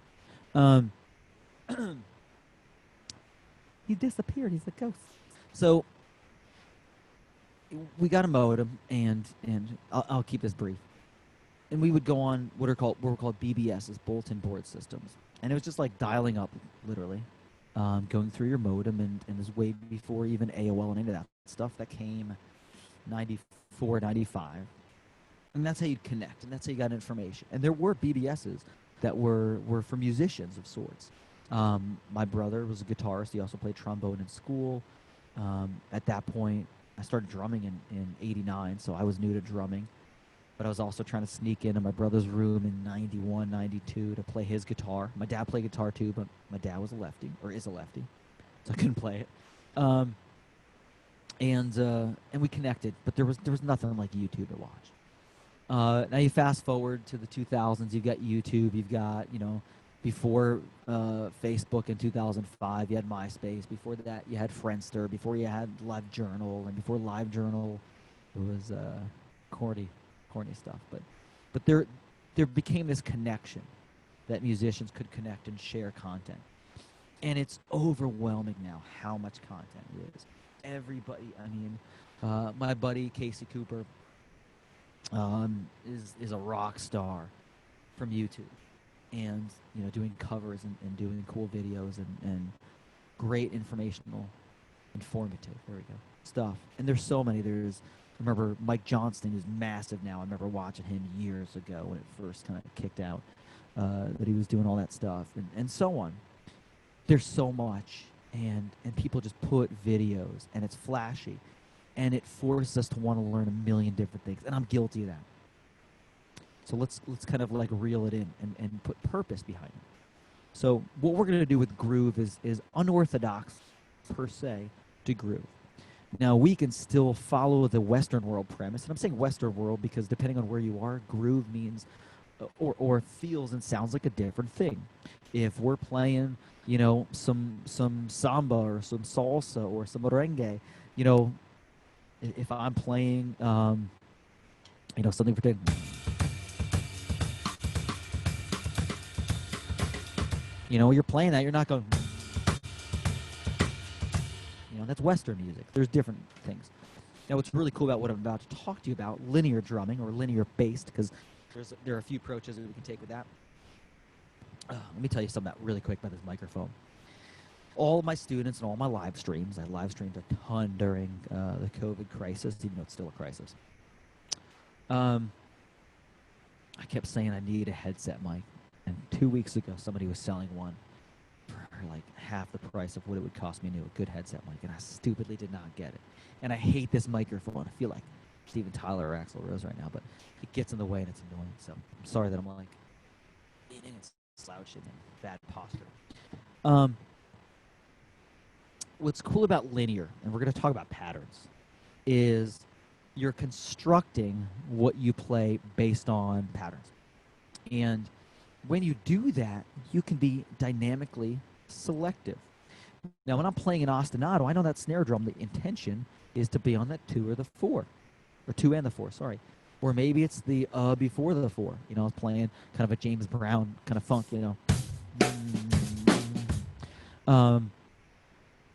But it's important. I just remembered that was on the E. But it's important to be dynamically deliberate, when we're creating these things. But you can take a linear pattern and it can match any style. I was just playing a samba, and that wasn't linear, but the idea of placement of notes and choosing then where my snare drum would be played, and that's what's cool about linear. Linear looks at patterns, and there are different people who teach it different ways. My mind's gonna blank on me because I'm old. But a buddy of mine from Phoenix who has been teaching in Phoenix for 30 years, and if you are a Phoenix resident, please, if you need some lessons, regularly contact me. But if you really want in person, I don't do in person anymore, even for people who live in the Dallas area. Cut that out. But a buddy of mine in Phoenix who I still communicate since I left Phoenix and moved out here to Dallas, owns San Marcos Music Academy. He'll like that I plugged it. He's a phenomenal teacher, Bobby Dommings. And he's originally from Boston. And if you don't know Boston is, every place is going to claim their credit on musicians and quality. Boston is where Berkeley is. If you're down here in Texas, you're going to claim UNT. If you're in California, you'll claim Musicians Institute. I don't care. Berkeley, when people talk, they talk Berkeley or they talk Juilliard if you're in the United States. Berkeley in Boston, Juilliard in New York City. We were near where I grew up. I didn't go to either one. But he got a chance to study linear, and God, I hate that the name is escaping my mind. But the God, if you will, of linear. There are other people, but the idea is that each person has their approach. And Bobby, we'll kind of talk about linear approach, that he was taught you start as single strokes and you look at odd numbers and even numbers. And if it's an odd number, you add 1 kick, and if it's an even number, you add 2 kicks. There are multiple ways you can look at linear. And what I'm going to teach you right now is my favorite way to do a lot of drumming, pattern-based drumming. And this could be used for cool fills too. So I know we're on the groove topic, but drum fills and all sorts of stuff. Chops, what people are doing when they're doing chops, the phrase gospel chops. Gospel chops are are pattern-based linear stuff. And very often it's just a couple of patterns. So let's talk about that real quick. Let's kind of look at what I've got going here. So I'll pop up in the corner there. I love this window and window. I can make it larger, by the way, but I feel like you don't really want to see me. You're bad enough you have to listen to me talk this whole time. You'd rather just see something informative on the screen. All right, so I wrote a few notes. In fact, let me turn this sideways so we can blow this up and read it a little more in detail. So we're looking at sticking patterns. And I call this pattern-based drumming, but there's different, like I said, synonyms or different similar phrases that mean the same thing. Sticking patterns, we're going to use to build some linear pattern. That's the whole thing, is we're taking patterns. Now, just because he's on screen right now, Joe has done some of this stuff with me. And Joe has learned that you can get ridiculously deep with this. I mean, you can get intense deep. And then some of the other people who signed up who are watching this were either a student of mine before or a student of mine now, or we've had conversations. And this is like, so we're gonna talk about the basics and how you do this and how you can go as deep as you want. So important things before we get down to the patterns themselves. And if you already read this, you already know that these are just some examples of unlimited amount. I'm sure there's a limit, I just don't know what it is. So important aspects to note with this is, number one, these are just examples, as I just stated. So I'm just giving you some inspiration, some ideas, a diving board to jump off of into, you're just getting your feet wet and get ready to dive into some deep waters, because this could take over your whole psyche. I worked on this stuff primarily, like when I say primarily, like that was my goal. And what dominated 90% of my practicing for about 4 years. I was obsessed with it. If you watched, it was like the tail end of my, when I was doing this, that I started doing videos. So if you look at a lot of my older videos from like 2016, bridging into 2017, in my first studio that I was doing videos with, it was filled with these linear patterns. And I was doing the Quickie of the Day lessons. A lot of them bridged from that. Those are either grooves or linear-based stuff. But I never did like a lesson to talk about it. So if you guys are interested in this, maybe I'll do an entire masterclass just on this. So what we're going to do is we're going to come up with patterns, and you're going to choose the dynamics or the orchestration. And I know there's a masterclass, but I'm going to relate this to Joe, because Joe and I are going to do a lesson on somewhat based on this week. Joe, you will take sticking, and everybody else, I guess for everybody, you'll take sticking and even the basic sticking. You can do a book like Stick Control, and just to get better at stick control. And again, I promise this relates to groove. You just choose dynamics. He has a second book, even though I shouldn't say he's no longer alive, George L. Stone. But a second book was released, and that looks at dynamics and it looks at rebounds. But just to kind of show you that anything could be a pattern. Like I said, this is just getting your feet wet. So you're going to choose the dynamics and orchestration, and I'll scroll down just a little bit because I wrote in the definitions. There's the educator side of me. For those of you curious, I do have a master's in education. I'm not just some dude who plays drums who decided to start teaching online lessons because COVID hit the world, like many people. I've been doing this for a long time. Dynamics are just, it's representing the velocity, how hard or soft you're hitting the drum, accents, ghost notes, pianissimo, forte, mezzo forte, for those of you who talk that language. And then orchestration is just where you're putting it. If I'm going to play, now you can see me in this tiny little window, maybe you can't. If I'm going to play a right stroke on the snare drum, and instead of playing a left hand on the snare drum, maybe I'll play a left hand on my stack up there. Or maybe on the rack tom. Or maybe I'll do right, left, kick, kick, right, left, kick, kick. And my orchestration is, okay, that's the pattern, but where am I going to put it? So maybe I'm going to play, here we go. Maybe I'll play it on the snare drum. And maybe I'll play it on the floor tom, hi-hat, or maybe I'll do a combination of everything. Dave, how does that have to do with groove? You're just showing off. No, I promise you I'm not just showing off, because why can't a groove be that?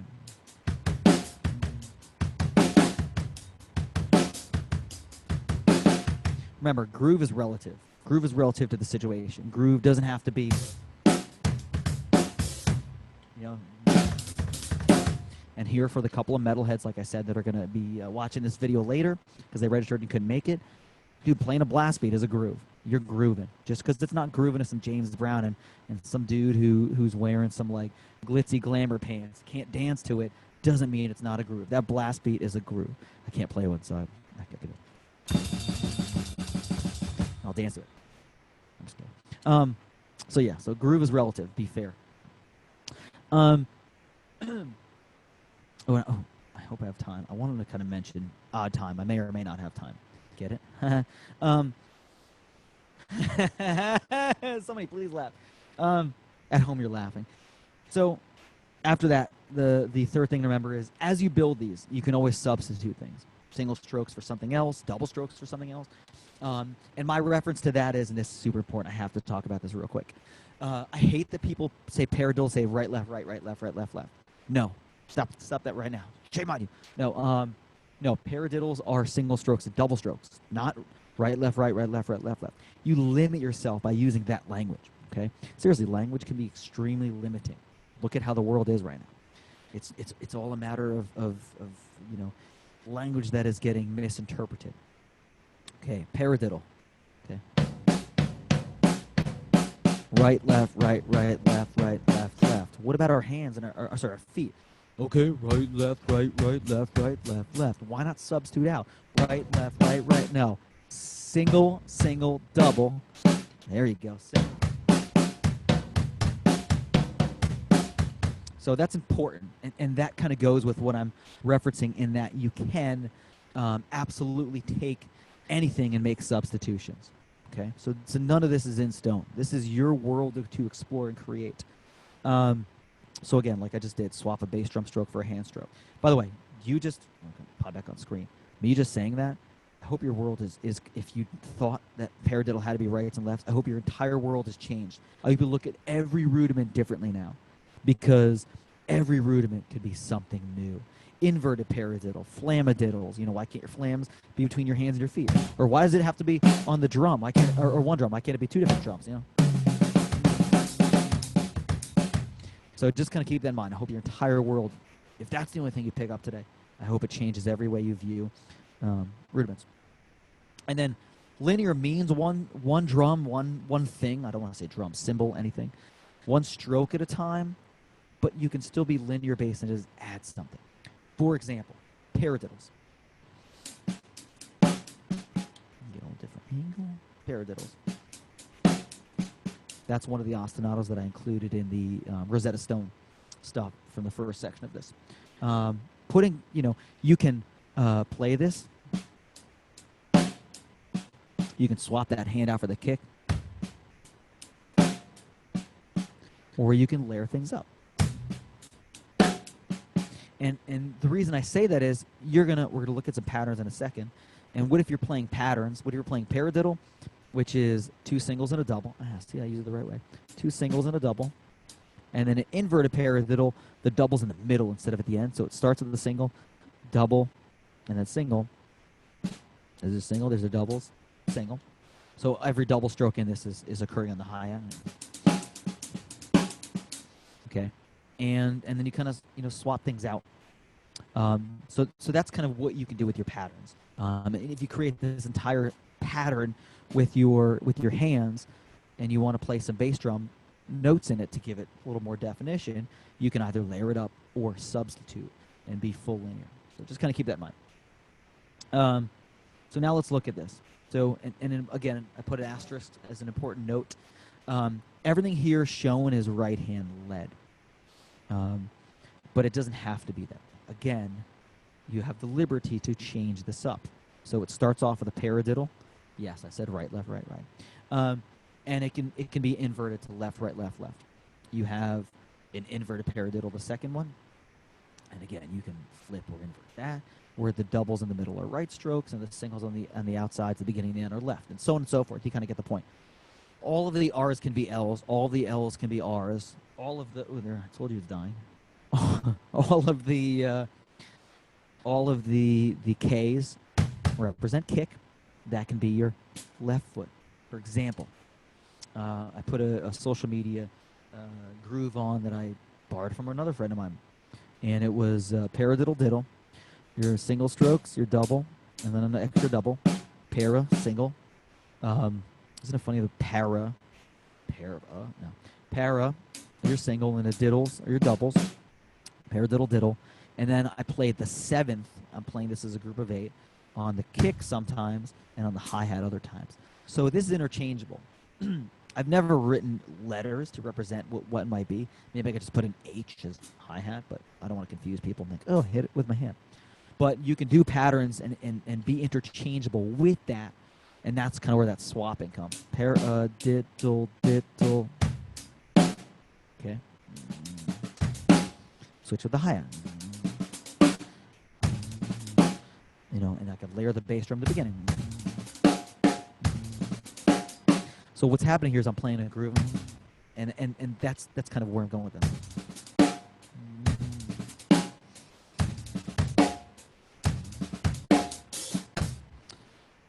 That grooves can be created by these sticking combinations. So what did I just talk you through?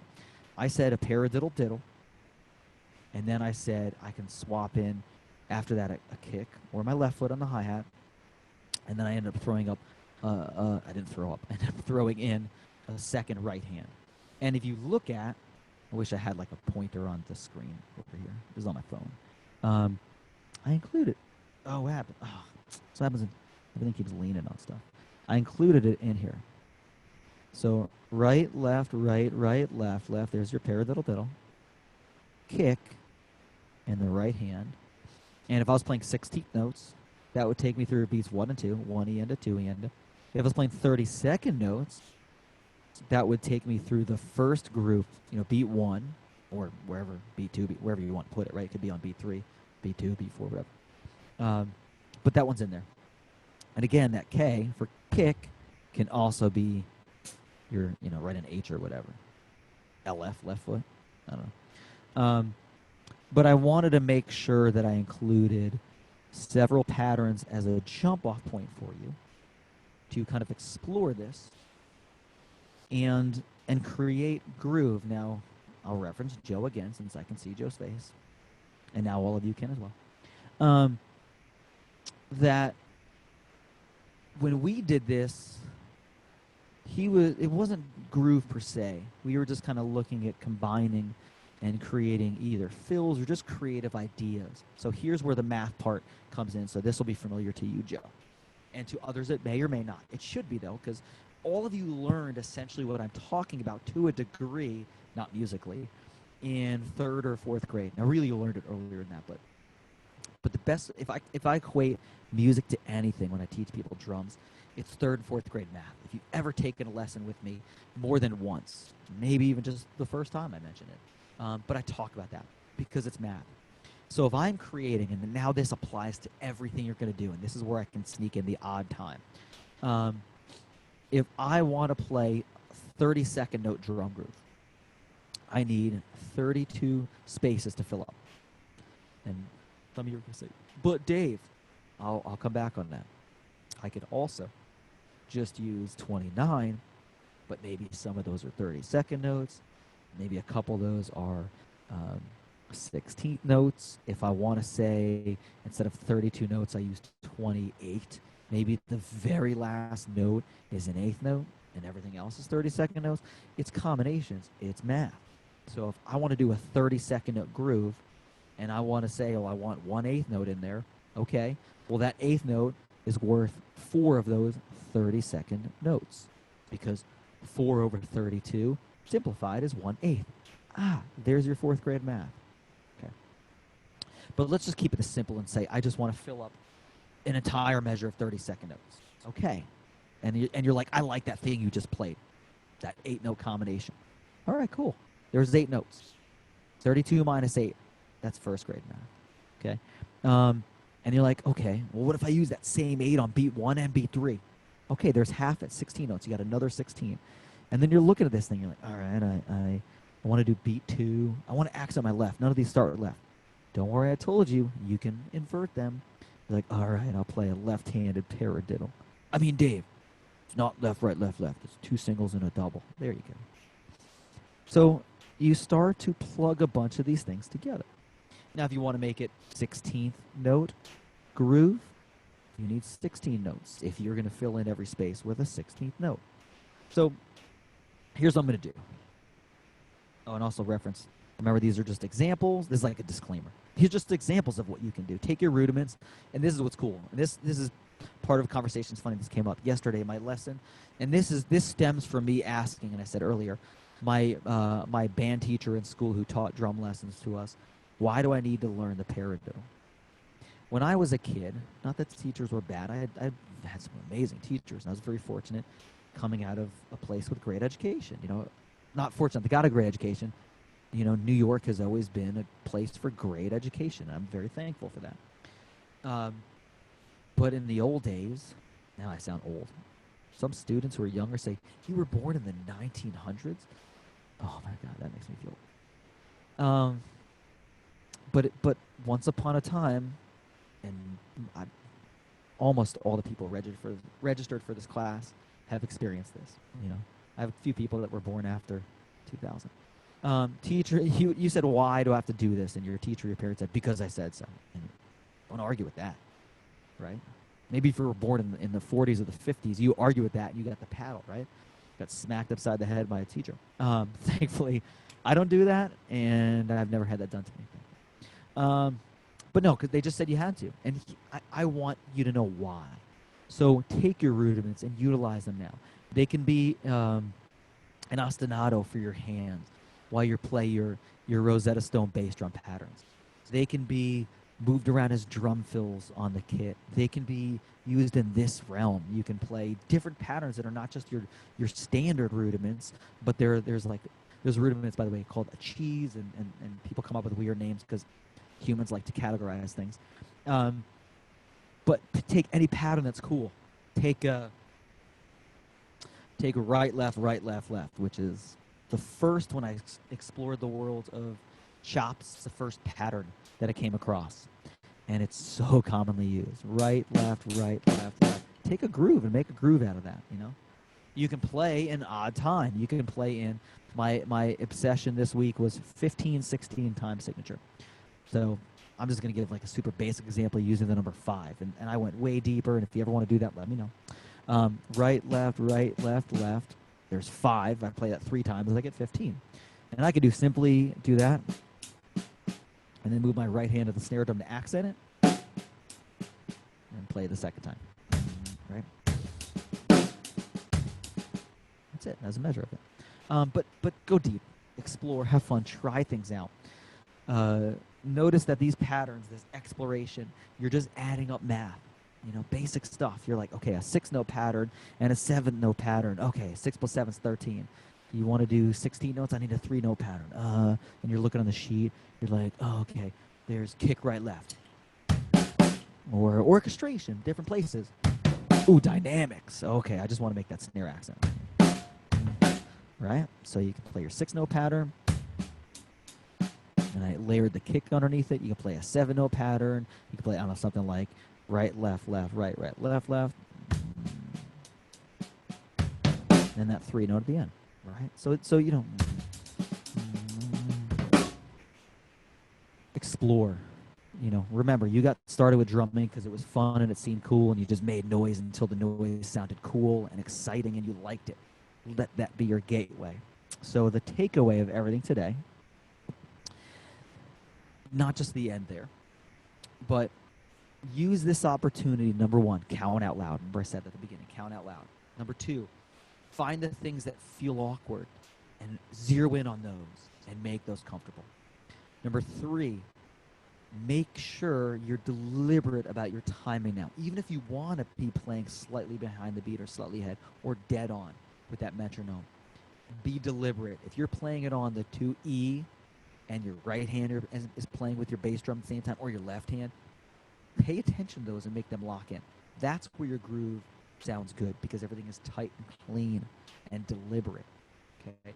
Number 4, take everything and work on your shuffles too. Be a diverse drummer. Number 5, don't be afraid to fail. We can't improve until we know what's wrong.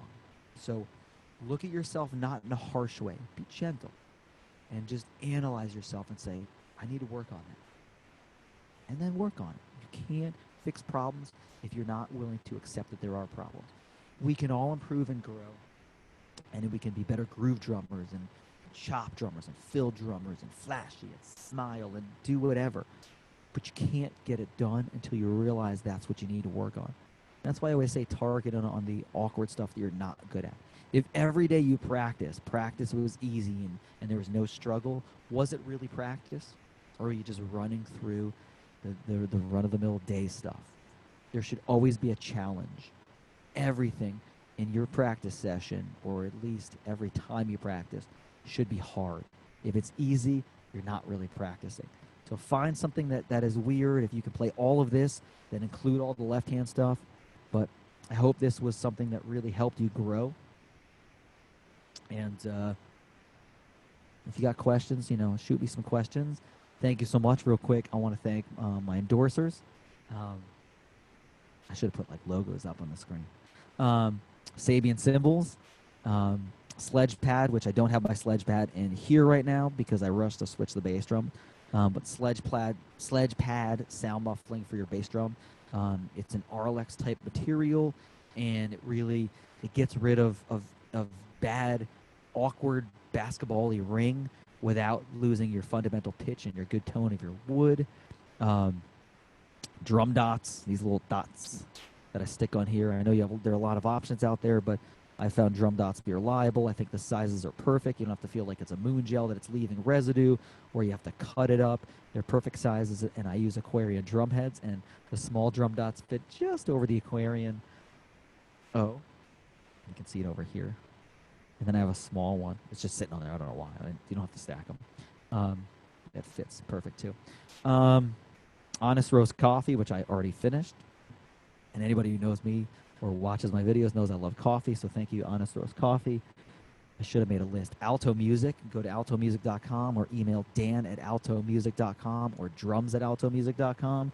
Tell them Dave Bloom sent you, and you'll get an extra bonus discount. And Low Boy Drum Beaters. Listen to that attack. Wood beater that does not destroy. It's the only wood beater that does not destroy your head. So I'm missing something. I don't know. I feel bad. Anyway, thank you guys. I've got more master classes coming up. DrumLessonsWithDaveBloom@gmail.com. My new website was supposed to launch last week, and the host is fixing things. But that'll give you all information on that, studio tracking, lessons, etc. Thank you so much. If you guys have any questions, you can shoot me an email, message me on social media, or anything else. Thank you guys. I hope this was beneficial. And of course, those who are here right now, once the video processes through Zoom, I will splice it up a little bit so it looks a little cleaner, and add some coloration, and hopefully, if I need to, I'll boost volume. But thank you guys so much, and I'll see you next time. Thank you.